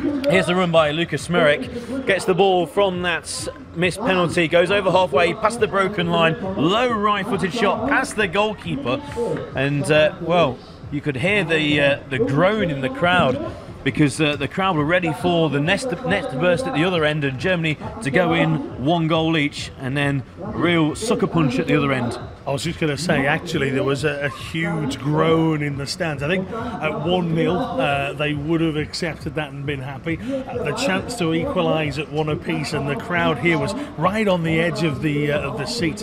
And then all of a sudden, the break from the penalty, and that ball went in. And there was a few German guys just stood next to me as it actually happened, and there was a real deflation moment. I spoke to one of the German fans early on before the game, and they were all talking about the fact if they could get the victory here, that's 1 against Italy, 1 against France, they'd be very comfortable at that point and would really feel like it was theirs for the taking into the semi-final. Yeah, you put England alongside these two teams as the favourites to go through into the top 2 positions. I still think France are the favourites for this Group A. But this game's not over at all, and for 2 reasons. One, Ali Champetash has played well for Germany on the right-hand side. They've still got Tonting to really get into this game, but also I still think there's going to be more 8-metre penalty kicks. The way that France operate their defence, they do cross that line every now and again, and I think it won't be the last time we'll see these penalties. For those at home, the team fouls, do they carry on in the second half, or do they restart again? Completely restart at the start of the second half. I mentioned on commentary that it's 20 minutes each way, but every time a decision is made, once the whistle has been blown, maybe for a corner, maybe for a foul or a substitution, the time does stop. So 20 minutes can go on for maybe 40 or 50 minutes, and if you've got plenty of fouls against your team, that can seem like an eternity. Okay, so coming up after this, France would love to get off to a perfect start like Germany did. The Romanians, you would fancy Germany would brush aside fairly easily, and then all of a sudden we might end up with a crunch game. Germany-England, you ever seen that before? I think that's what it's going to boil down to. If France hold on and beat Germany here, then they've got the 2 games at the end of their group stage against Romania and Italy. You'd fancy France to win those 2. Now, if they do beat England, that means that final group game in Group A between England and Germany will be crucial to see who goes into the semi-finals behind France. Talk to me about a bumper crowd at a blind European Football Championships. It's fantastic, isn't it? As we take a look around the stands here, people were milling in and milling in. Even when the rain came just about half an hour before the game, people were still coming through those gates all the time through this game. People can see parts of the ground through sort of gates area towards the far corner of the stadium. People are looking in and thinking, do you know what, I want some of that. This is great for the sport. Yes, there was 1 or 2 moments in that first half where some of the players had to tell the crowd to be quiet because they were so enthusiastic about the game. Obviously, once the game gets underway, the crowd has to be completely silent so the players can hear where the ball is and also hear volley being called by both their teammates and the opponents for safety. So when, in my eyes, when the players on the field are telling the crowd to be quiet, that means the crowd are really into the game, being very enthusiastic. It's not a bad thing at all, and well, hopefully all these supporters can stay for the remaining games, because we've got 2 cracking games after this, including that game at 5 o'clock local time. It's a rematch of the 2015 European Championships final between Turkey and Russia. Yeah, and of course, don't forget, Rio 2016, Pete, was the first time that some people would have ever have witnessed blind football, and now they're getting even more coverage here in these European Championships. Okay, so in a couple of moments, the players will be starting to think about coming back out onto the field. Pete, what do Germany have to do here to change this game? I think they have to play like they did in the first half, because they did nothing wrong at all. It's just that France have a really, really good defence. Now, they do live on the edge. They gave away those 5 fouls very quickly, and there was a good 5 minutes where they were living on the edge and they gave away that 8-metre penalty kick. So more of the same from Germany. Maybe have a few shots from maybe further out. They're trying to get into that D, to take a shot at goal, so maybe shoot a little bit earlier. But really, I think it's just exactly the same, because it was very, very even until those crazy last couple of minutes. Okay, Peter, you can make your way back to the commentary position. For those sat watching, whether it be at home on a device, maybe you're sat on a bus watching these wonderful streams either via YouTube or Facebook. We hope you're enjoying it. Half-time in this one, it was indeed France 2, Germany 0. So let's hand back over to our commentary team of Peter Selby. But first up, Jonathan Bell. Thank you, Alan. The graphic on the screen just then saying Labar 20 and also Riviere 20. Both goals coming right at the end of that first period. It really would have took the wind out of Germany's sails, but they have to make sure they regroup in front of this expectant home crowd. A very plump home crowd as well, filling the stands here in Berlin. And can they pull this one back? It's going to be a tough ask. Pete mentioned at half-time the strong French defence with Martin Baron and also Ivan Wianji, Fabrice Morgando, a workhorse as well in the centre. Germany are going to have to be very industrious in the final third in order to challenge the French stopper, Julien Royer, in goal. France will kick us off in the second half from right to left as we look from our commentary position, opposite where the officials and the coaches' benches, in their all blue strip. Germany in their white tops, white shorts and white socks as well. There's been a half-time substitution being made. Coming on to the field for Germany is number 7, Time Kutig. He replaces Rasmus Nayes, who missed that penalty right at the end of that first period to equalise the game at 1-1, and broke away did Gaël Riviera to double France's lead. So we're off for the second half then. Riviera is the one on the ball to poke it out towards the left-hand side of Martin Baron. Immediately, France trying to hold the territorial advantage. Left-hand side, the error. Baron cuts inside. An early shot there for France. It is blocked very well indeed by Kutig, and up towards halfway it goes. Baron still having possession. Kutig's not letting that one up at all, though, as he goes to ground. He manages to pick up the ball dead centrally as he strides out towards the right-hand side of the area. Now, shot comes in from a dodgy angle. It goes well wide of Julien Royer's goal, and the score remains at 2-0. France with the ball again. Yes, talking to Alan March there at half-time. It's going to be interesting to see what happens in this second half. And I said more of the same, really, from Germany. Just those crazy last couple of minutes. If you just join our coverage, France going late on twice after missed penalties for Germany. 2 missed 8-metre penalties. It's in the midfield with Tammy Kuting at the moment. Just loses out, actually, to Smirek, the scorer of the second goal, and in a dangerous position. He's out-muscled by Roussom. Roussom down the left-hand side, tries to switch play, but inadvertently passes it to Baron. Baron on the left for France, inside the German half. Nice little pirouette inside the centre circle. Side-footed ball over to the left to try and find his teammate. And he inadvertently actually passes it backwards. Sitsu to the halfway line. It's just stalled somewhat in the midfield battle in this early couple of minutes of the second half. Pass downfield for France, and it's just going to roll out of play for a goal kick to Germany. Long throw down the right-hand side to try and find the substitute Tonzing. Tonzing's on the field, and they'll need Tonzing, Fangman, and also Ali Chan Pektash all on the field if they're going to get back into this game. Here comes Kuting on the left-hand side for Germany. There's only one man between him and the D. Goes past him. In fact, it's a last-ditch tackle by Ouadji. A really good challenge by the French number 10, who's marshalling the defence admirably so far.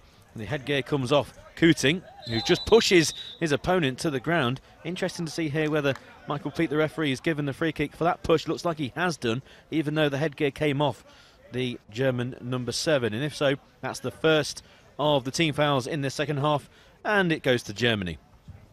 Yeah, very much a tough battle between those two. It's been the case between both teams throughout the first 21 minutes, should I say, of this game. Another thing worth mentioning as well, this game in the second half just as tight as most of the first half was as well. However, France are enjoying a little bit more possession, and if they get a third goal, this game should be sealed for them. However, Germany will not make it easy. at all. Riviere on the right-hand side gets to the byline, pulls it across the face of goal, easily gathered by Themmel, the German keeper, in his green top, black shorts and black socks. Bowls it down the right-hand side for Tonzig. Not had much from him so far in this game, but he bundles his way towards the edge of the area. Intercepting and coming across was Zuanji, helping out two of his fellow defenders there, Baron and Arazeki. And Germany will make a substitution. They've got a corner coming up as well. And on comes the man you just mentioned, Pete, Alican Pektas. Yeah, for the first time today, Germany will have Fangman Pektas and also Tonzing on there. Really good play by Tonzing to win this corner. But that well-marshalled French defence standing firm at the moment. So on comes Pektas. And he's going to head over to the far right-hand side to help out this corner for Germany. Shooting towards the scoreboard end here in Berlin. Huge crowd watching on patiently. And here comes Pektas with the corner, goes back to the broken line, squares it across to the left for Tonzing, can shoot from distance, comes off the French defence and then rolls into the goalkeeper's hands, who screams to his defence to jump over the ball as it's coming towards him so I can throw it out. And he throws it out quickly to Smerek, the goal scorer of the second goal, down the right hand side in front of the German bench. He's tussling with Tonzing on that right hand side. Good square ball over to Baron on the left hand side, past the broken line. Baron, all in blue for France, down by the left hand corner flag, switches over towards the centre, 8 metres from goal, chance for a strike on goal from point blank range, but the ball just evades the big number 6 for France and runs out of play for a German restart. For a big man, Baron, very good with his feet indeed. Unfortunately became a bit unstuck as he got towards the penalty area there, and was unable to get the strike away towards the German goal. Sebastian Themmel will have the ball in hand and get this game back underway as he bowls the ball, just bouncing inside his own half, very close indeed towards the halfway line. That it ends up at Tongzig's feet. He turns around 2 times in a circle before switching it towards the left-hand side, and Alican Pektas collides into his own teammate Kutig, but he now has possession as Kutig, charging down the centre. France a bit more open than what they were in the first half, but still the physicality is there. Arexi, the number 5 for France, managing to get an important footing ahead of Timer Kutig, and it will be a corner for Germany on this near side there right. Jonathan Tonzing stood over the ball. He was wearing number 2 on Friday night / Saturday morning, and he's now wearing number 3. He's joined on the near side by Alican Pektas for this set piece. Pektas looks to plonk it across the face of goal. It's a wonderful idea, but there's no one on the end of it, which is frustrating for him. He'll get another bite at the cherry now. Set piece on the left-hand side, and it's that same duo looking as if they're going to the far side to take it. Alican Pektas certainly is, and this time it'll be teammate Kutig with him as well. Yeah, Kuting wearing 7, Pektas 9. So it looks like Kuting will just roll it for Pektas again. Another banana running around the outside of the D to a more central position. Takes it now from the left, goes back to the broken line, slightly deeper. Now squares it across to Tonzing on the right-hand side. The ball just runs through his legs. He's still got the ball. Now tackled by Baron, who has one of those rampaging runs down the left-hand side. Now straight over the broken line, shoots from distance into the goalkeeper's hands, who read the ball. Not a lot of purchase on the ball. Could have maybe taken it a few strides nearer to the D, but a good effort on goal nonetheless. Switch play by Germany to the left-hand side. Can't be kept in by Pektas. Yes, it is. Inside the D as he's back to goal. Now back outside of the D. Turns his man well. Shot left-footed wide by Alican Pektas, showing great control inside the D. But once again, the shot on goal is not accurate. Not enough power as well. And the goalkeeper untroubled for France once again. Rolls it out to the right, and Ouaji, the mainstay of that French defence, he claps the decision by the referee and gets a nice hug from the German number 9, Pektas. And this could be foul number 2. And again, we'll keep on mentioning these team fouls after what happened in the first half with both sides committing 5 each. That's the second team foul for Germany. So Germany with 2 team fouls to France, who have 0 so far in this second half. So they've learnt their lesson, still employing a really fierce defence, led manfully at the back by the number 10, Ryan Ouaji. He leaves it for his teammate to play it up front, but up towards the halfway line. It's a poor clearance though, and it's back with the French defence. Ouaji comes across and just kicks it up to halfway, follows off his own clearance. Now he controls the ball inside the centre circle, starts his run down the left-hand side. Ouaji up into the final third, tries to play it across, but just slices the ball out of play. but he does get a corner because he was off balance, and the last touch was by Rasmus Nyers, the youngster for Germany, the St. Pauli tall midfielder, and it's going to be a corner to France from the left-hand side in the glorious sun here in Berlin. Absolutely lovely weather, a complete contrast to the way Germany had to start this competition on Friday night in the deluge against Italy. It's the Germans having to defend here, though. This corner taken short for RXZ, who tries to cut in from the left-hand side of the area. It takes another deflection off a German defender. This time it was Kutig back there to deter the ball out of play. And France will have another set-piece opportunity on the left-hand side. The goalkeeper for Germany just marshalling the defence in front of him. And France won't mind this at all. They're 2-0 up, and obviously the time has been stopped, but the longer the game continues to be played inside the German territory, even without strikes at goal, they won't mind this one bit. Corner taken, back heel, back towards Baron on that left-hand side. He's inside the D, more central position, 10 yards from goal, right-footed shot straight at the goalkeeper. Again, a little power on that, and the goalkeeper gets the game away down the right-hand side. Petach plays it back to the keeper. In fact, it was poked clear by Baron, so the goalkeeper rolls it out to the left-hand side. Themmel finds Fangman. Ball down the left-hand side. Finds Petach, who comes off that left-hand board. He's switched sides, the number 9 for Germany. Tackled well in the midfield, but it's back with Fangman, who's the deepest player for Germany. It's with France inside the German half on the left-hand kickboard. Played across to the far side, the far right, in Smirek, who's inside his own half. Switched to the left. Can't be picked up by Baron. He tries a second opportunity, actually runs into his own player, so no foul given there, and it's well worked down the right-hand side by Jonathan Tonzing, but it's again out-muscled by this fierce French defence, and defence turns into attack for Baron. Good tackle there by Fangman as the headgear comes off Tonzing, but here goes Fangman, edge of the D, left-footed shot again, not enough power on that to trouble the French keeper. First run we've seen from Fangman, of course, Friday night, scored an absolute showstopper with a dribble from inside his own half and down the right-hand side of the area. That time around it was a weak left-footed effort. Meanwhile, at the other end, great play from Muandri. Surprised no free kick was given there. The collision of the two number 10s, legal according to the referee. And at the other end, Kutig, really good charging run towards the edge of the goalkeeper's area. Got the crowd on their feet for a moment, but well foiled by Julian Royer, who bowls the ball out towards the right-hand side. Riviere trying to control it. He loses possession. Good tackle from Fangman, and Tonjing now controls the loose ball. Right of centre, over halfway. Has to turn on a sixpence just on the dashed line there. Hurdling the challenge of Tonzing was Baron as he came over the top of him. The referee saw nothing wrong with that, and Baron will now charge down the left-hand side. Laterally runs in field before switching it square to the right, and Riviere. Good turn away from him from Kutig, then switches out to the left, and Baron, who could close it on goal here. Real opportunity. I think he tried to go around the goalkeeper. Didn't realise how close to the goalie's area he was, and Themmel could gladly collect and give the Germans a bit of respite as they move it up forward now to Alichan Pektas, left-hand side, coming in field now in a central position, loses track of the ball momentarily. Baron absolutely everywhere on the field in this game. His performance in the second half has been even better than that in the first. Fangman trying to dribble his way towards the edge of the area, managing to come across and see that ball back towards his goalkeeper, though, is Araxi of France.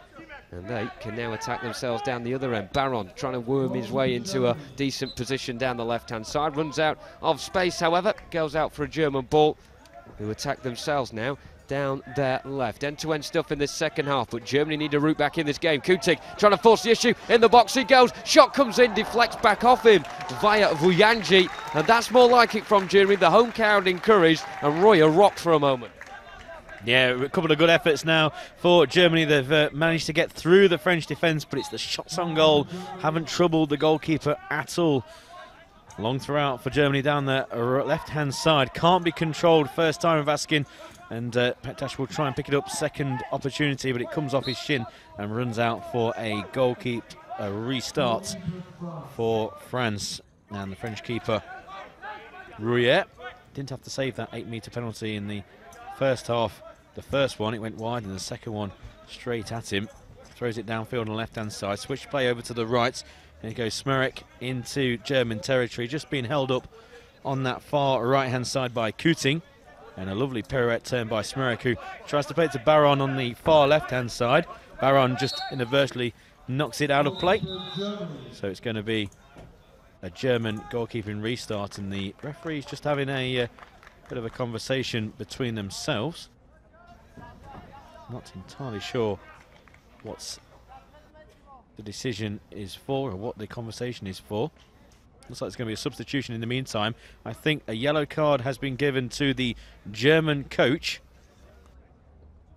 So referee Michael Peake, who made that decision, he came over and in a discussion they've given a yellow card to the German coach, who doesn't look very happy at all with that decision, but the decision has been made.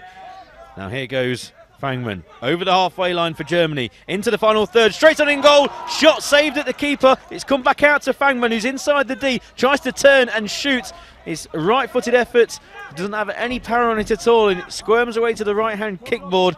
A really good effort there by Fangman, lovely run straight through the defence, but his shot was straight at the goalkeeper, and his goalkeeper did well actually just to close his legs and stop the ball using his forearms and his knees. Ball at the other end of the field with no French player near it, so it's easy for Fangman to bring it out of defence once again. It's cooting down the centre field towards the D, right-hand side, and trying to hook the ball towards goal, but that runs out of play for a goal kick. About to have a substitution now for France. The captain, Fabrice Morgado, about to re-enter the fray.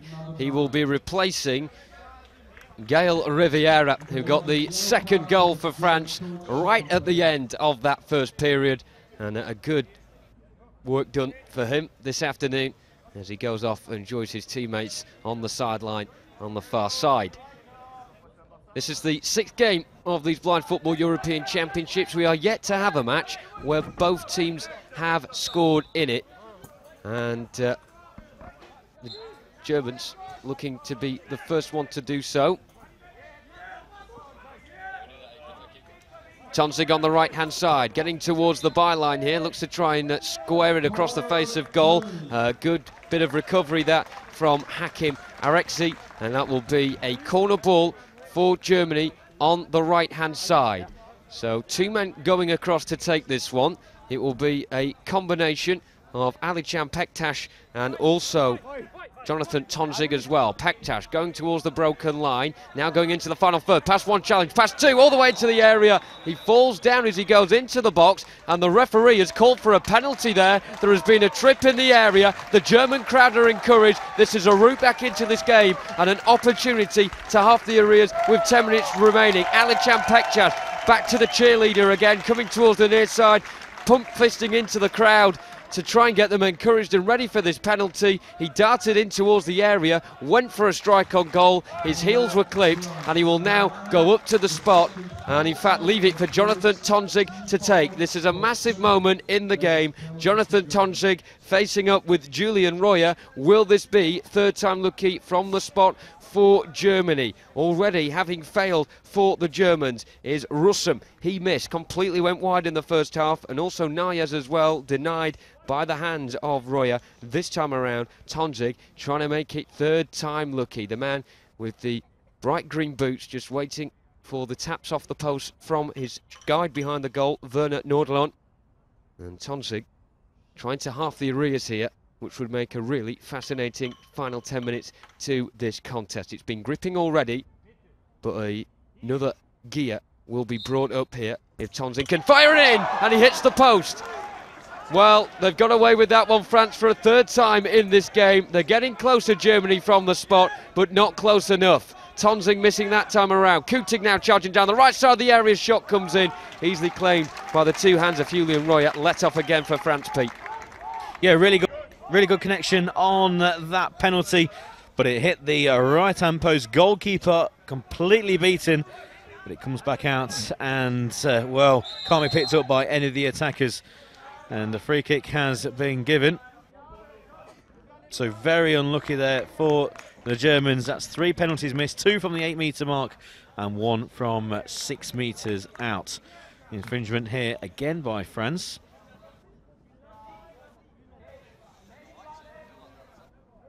That's the 2nd team foul there for France. The first personal and second team foul, no ball. So it's going to be a free kick to Germany inside their own half.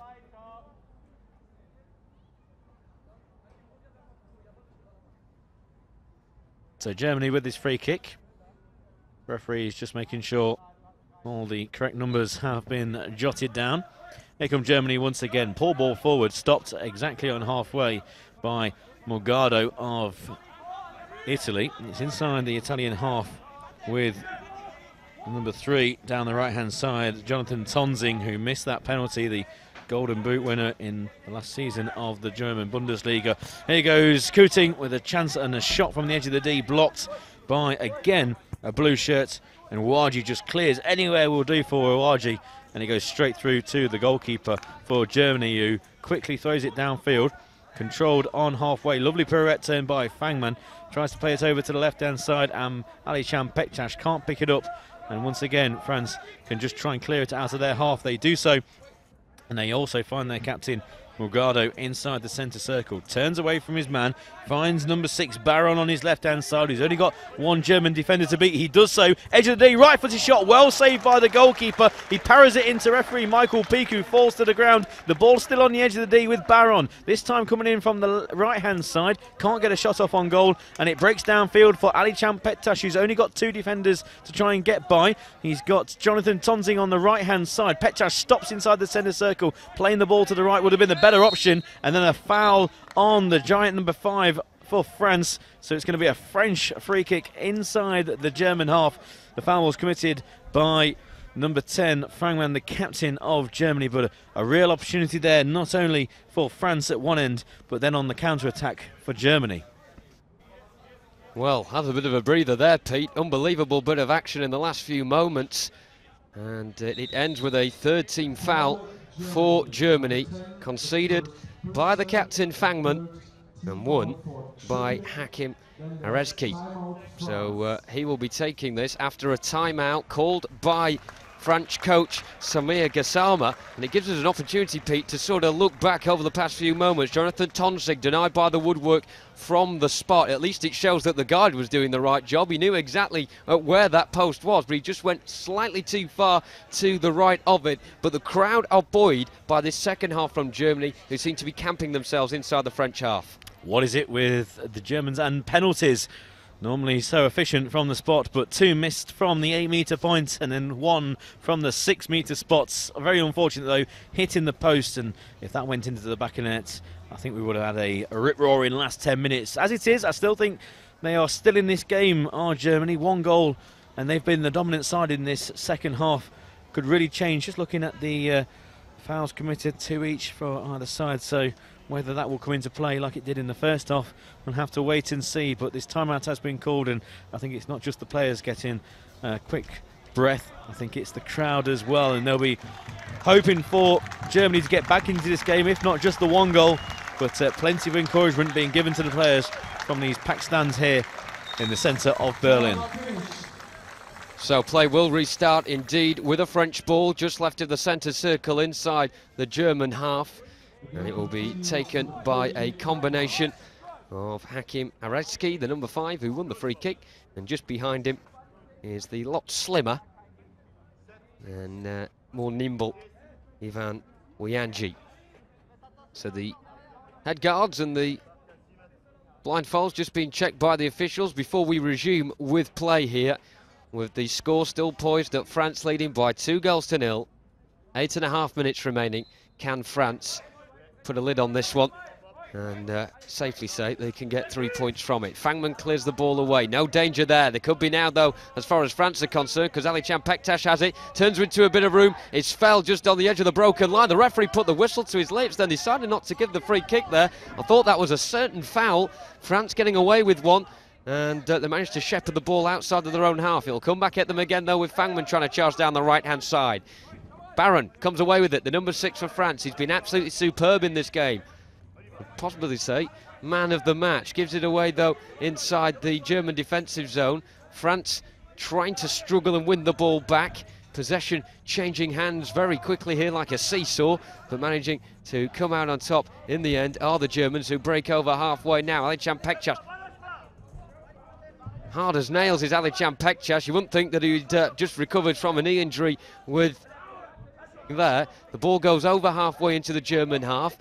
Germany clear the ball up towards the centre circle, and it breaks fortuitously for Jonathan Tonsing on the right-hand side. Martin Baron, though, never giving up any lost cause, and he now scampers down the left channel, trying to force an attacking opportunity here. Gets towards the edge of the box. The shot comes in, deflects off Fangman, and if anything, made that go on target there into the path of Themmel. Germany have had some positive spells in the last 5 minutes, but they really need to up the ante once again now. Tonsing in the area, this could be the moment. Oh, it's tackled very well indeed by Yuanji, right on the edge of the goal area. There were 3 French players around the ball as Tonsing got a really good angle towards the net there.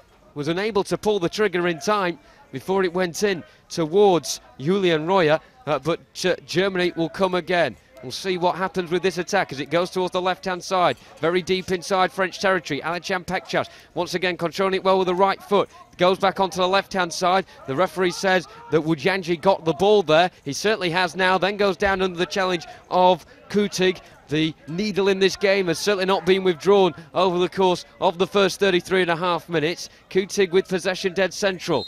Still Germany have an attack on, and finally the referee decides to blow his whistle. Pete, there must have been 3 opportunities there for a foul. Yeah, the referee's blown the whistle because a volley was not called. It's on the broken line, so a very dangerous position here for Germany to try and get back into this game. Standing over the ball is the top goal scorer in the German Bundesliga, Jonathan Tonsing, and that's the 3rd team foul for France, so 3 each, and with 6.5 minutes to go, Germany, if they're going to get back into this game, will need to score sooner rather than later. Standing over the ball is 3 Tonsing, 7 Kuting.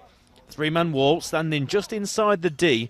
So this free kick taken just inside the broken line. So still quite a distance from the French net. If the free kick is taken over to the right-hand side, the goalkeeper standing on the far left.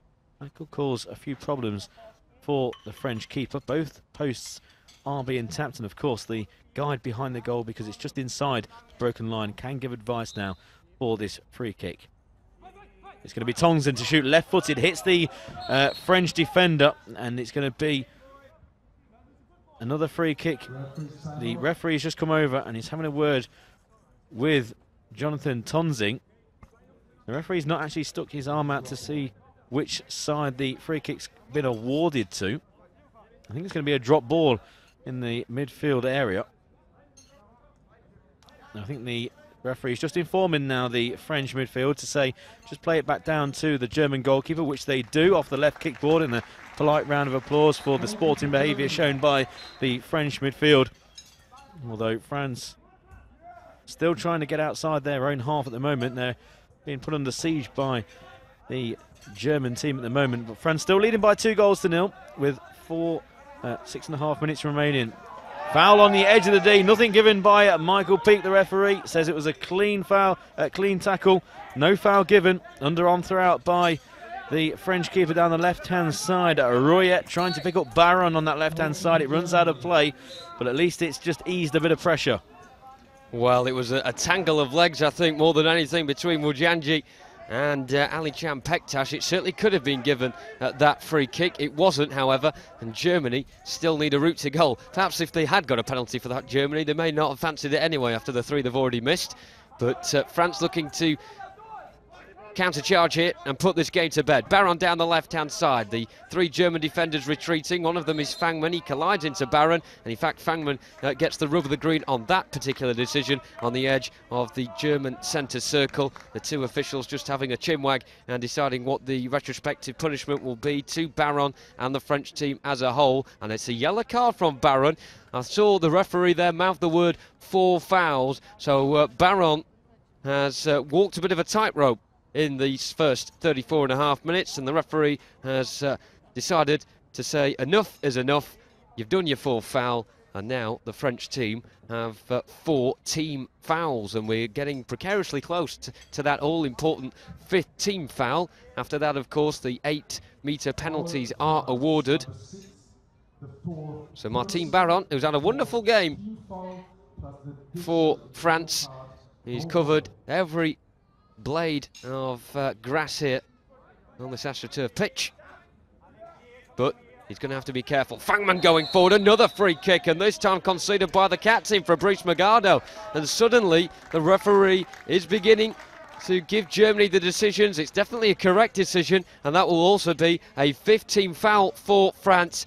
Fangman, we've only seen him a couple of times make those darting runs from the halfway line. He got into the final third there with a bit of room around him, and I think the calls from the French coaches were saying stop him, quick. Morgado responded, but a bit too rashly for the referee's liking. Yeah, that's the third yellow card as well, given to the captain, Fabrice Morgado. So 3 players on yellow cards for France. That's 5 team fouls as well for France.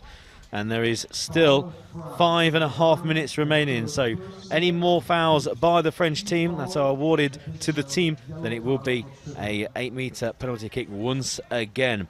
As it is, it's going to be a free kick from roughly 11 metres from goal, a couple of metres to the left of centre. Standing over the ball is Alichan Pektash, as well as number 3, Jonathan Tonzing. Interesting to see which one of these will take this free kick. 3 men in the wall. Just to the side is Wuaji, who will be the person to close down the free kick. He'll be bursting out of the wall to try and get to the ball before it struck towards goal. Fangman's on the right-hand side. I think Kuting, number 7, possibly, because he's got his hand on the ball, will be the person to take this. Yes, Kuting, right-footed, wide of the right-hand post.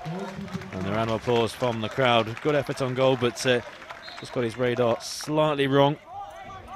And the game gets back underway with the French down the left-hand side. Just avoids the tackle of Tonzing. Plays it down the left towards Barron, but intercepted in the midfield. Fangman misses his first kick. Now plays it to Tonzing down the right. Tonzing controls inside the French half. Switches to the far left-hand side towards Pektash, but his fellow number 9, Morgado, gets there first. Inside his own third.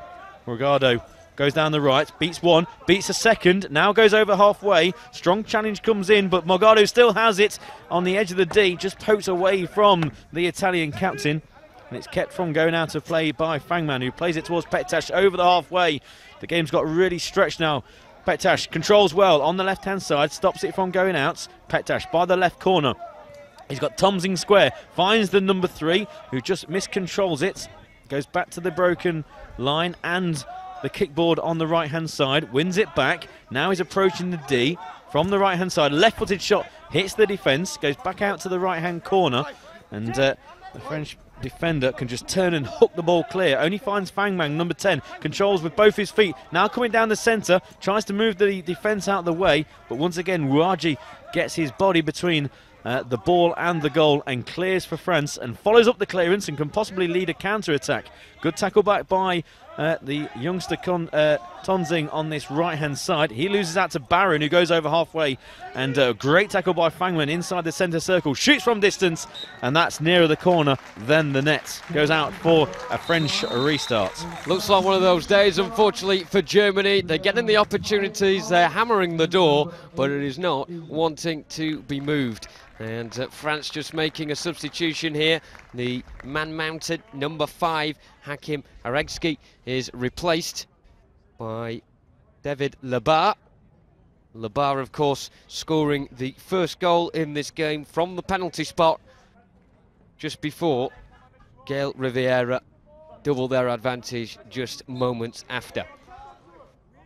So, throw from the goalkeeper for France, Royer, over halfway towards the left-hand side of Barron. Tight angle if he wants to go for the shot, so he tries to drift in field, squares it across the face of goal with the outside of the right foot. Morgado wasn't receptive enough to get on the end of that first time around, gets it second time around though, goes down under the belated challenge of Kutig, but the ball was already in the hands of the goalkeeper for Germany, Sebastian Themmel, so no penalty kick that time around. France coming from the back now, trying to lead another charge and get a third goal and really put the final nail in the German coffin. Of course, Germany do return to action in the not too distant future with the game against Romania on Monday night. And without being too disrespectful to Romania, judging from their 2 performances so far, they will fancy their chances in that one, so a good chance to put this one behind them. However, they've still got 3 minutes to try and rescue it, and they could here as well if Fangman can get control of it. Barron coming out on top, 2 gladiators locking horns there in the French box. And now Kutig, inside left channel, darts past 3 players, real chance, scored! Hope for Germany, eruption in the stadium as finally Germany managed to break their deadlock. They halve the arrears and they have 2.5 minutes to try and rescue a point out of this one. A wonderful solo run down the left side of the French half by Teimé Coutinho, who gets his second goal of these championships, and again he finds the exact same bottom corner that he managed to find on Friday night against Italy. Game on, 2-1. Yeah, cracking goal there by Coutinho. This time the French defence parted and he managed to run into the D from that left-hand side. Right-footed shots found the bottom right-hand corner. No chance for the goalkeeper, and it's game on here in Berlin. France 2, Germany 1. And of course France have 5 team fouls as well, so that could really come into play, and there's plenty of time left. There's a good 4.5 minutes remaining, 4 to 4.5 minutes. The time just momentarily off screen, and it's going to be France to get us underway. And it is game on here in the sunshine in Berlin, day 3 of the IBSA Blind Football European Championships. Make sure you're sending your questions through using that hashtag #TheSoundOfFootball. At Euro 2017 Berlin is our Twitter handle here. Down the left-hand side, Baron goes for France. Runs it out of play, so Germany will have the ball with 2.5 minutes remaining. And there's a timeout called by Germany, and they're right back in this. Well, this is finally poised. I really am licking my lips out of the final at 2.5 minutes of this one, Pete. Germany finally managing to hit the back of the net. I said just beforehand, it looks as if it's going to be one of those days. Of course, they missed 3 penalties in this game. But finally, from open play, probably the hardest chance of the lot, Teimé Coutinho wriggling his way down the left-hand side, going fast. 3 blue shirts and arrowing one past the reach of Julian Royer. So it'll be interesting to find out what the Germans are talking about right now. Of course, their coach is Ulrich Fitzsterer, and he will have a lot to say to his team. The crowd giving them one last roar of applause before we go into this final phase of play. The French pointing at their temples, making sure they're focused and ready for what will be a very tough final few minutes for them. Of course, it's only the round-robin stage of this competition. However, wins like this against big rivals like Germany send out a message to everybody else, whether it be in Group A or Group B, that they are keen on winning these championships and they are very much serious about it. Substitution for France. Their captain is withdrawn. Fabrice Magado making way for Gaël Riviera. And this is going to be a very fascinating conclusion to this match. And Pete, the ball with the German goalkeeper now. Can they pull this back? Yes, only 2.5 minutes remaining. Again, I don't want to keep on repeating myself, but 5 fouls have been committed by the French team. But here comes Germany up to halfway. Played out to the left by Coutinho to try and find Ali Can Bektash.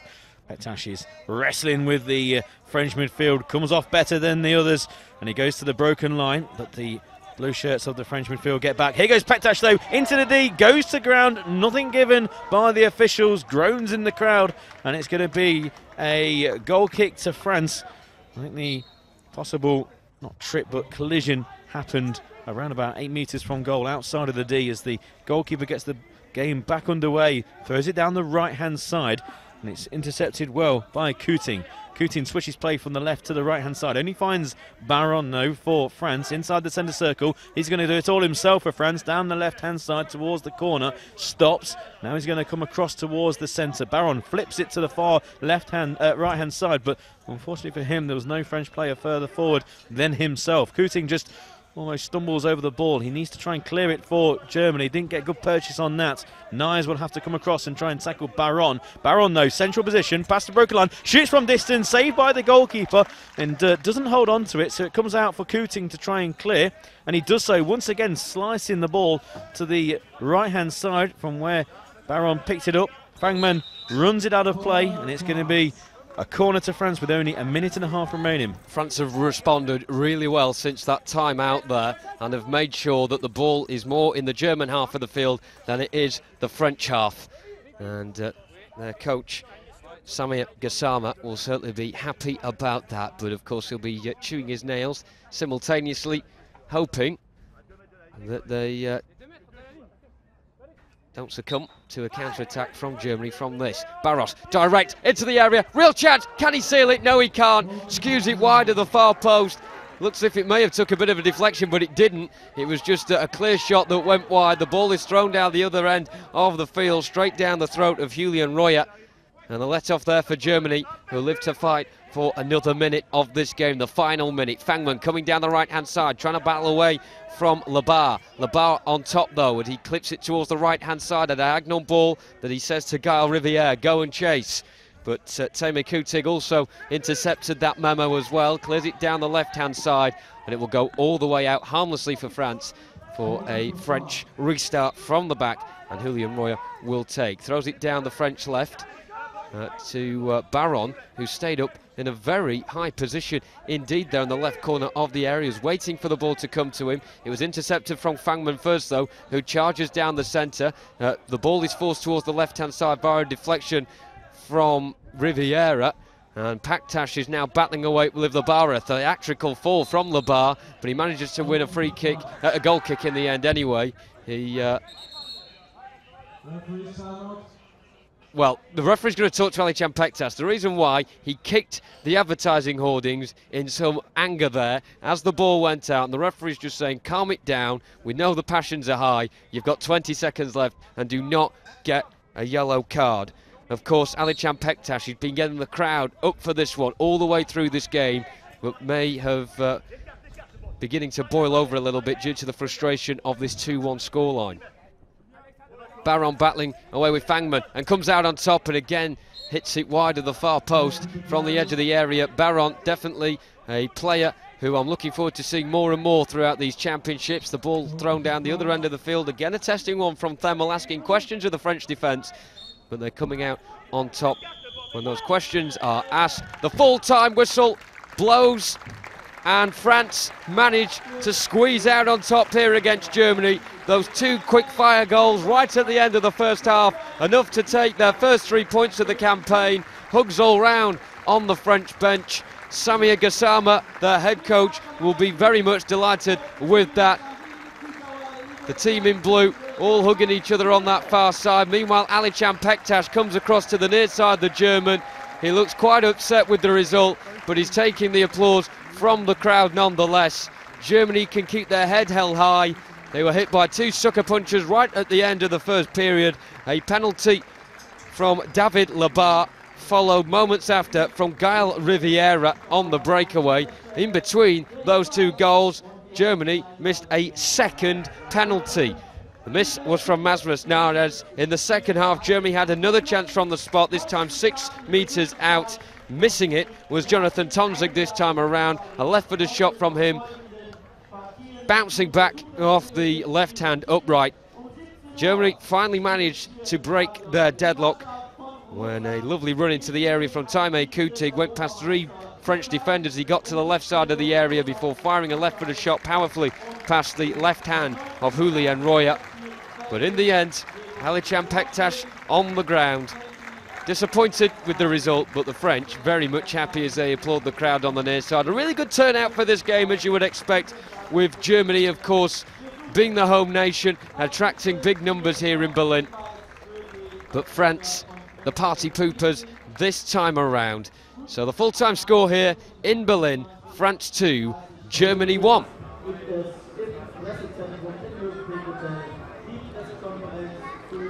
Well, what is it about Germany and penalties, eh? Never thought I'd actually say that. All the chances to have changed that game from the spot, and the German team have missed a fair few of those. We'll take a look back at the highlights of the game a little bit later, but it's one that the hosts have lost here in this IBSA Blind Football European Championships 2017. Here in Berlin, a big crowd came out to support Germany in their second game, 2-0 victor against Italy in the opening, this time out against France.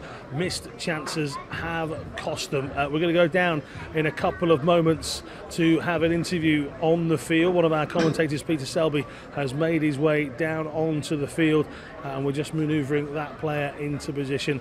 But it's a game of missed chances. I'll be joined by Jonathan Bell in a little while as well, and Jonathan will give us his opinions of the game. And, you can see on the screen, France 2, Germany 1. Just a quick one for you, Jonathan. it was missed chances rather than anything, wasn't it? Absolutely was. They peppered the French goal all the way through that second period. Of course, they missed 3 penalties as well, which you really can't be doing on the highest level, especially against a team like France. They've won this competition 3 times previously, and they've come here and they've done a good job on Germany. 2 quick-fire goals at the end of the first half.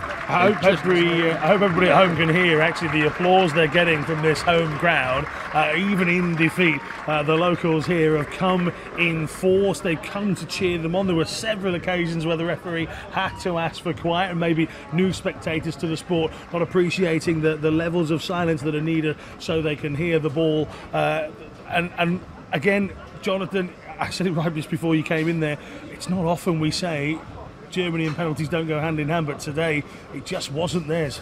It was a real surprise, Alan, I have to say. 2 in the first half. Of course, the second penalty for Germany, Rasmus Nares hitting it straight at the goalkeeper, and then France went right back on the attack at the other end. Riviere with a wonderful solo run into the opposing half, firing it low past Themmel, the goalkeeper for Germany. One word on the crowd though, Alan. We've been saying how, of course, they've been backing Germany in this competition. A good round of applause for France at the end as well when they were coming around doing their lap of honour at the end. A good performance from the Germans. However, it's not enough for them. First half, France did the damage with the 2 quick-fire goals in what was a very tight game, and they win 2-1. So let's take a look at some of the action. As you can see, the crowd and the team celebrating together, and well, celebrating in defeat on this occasion.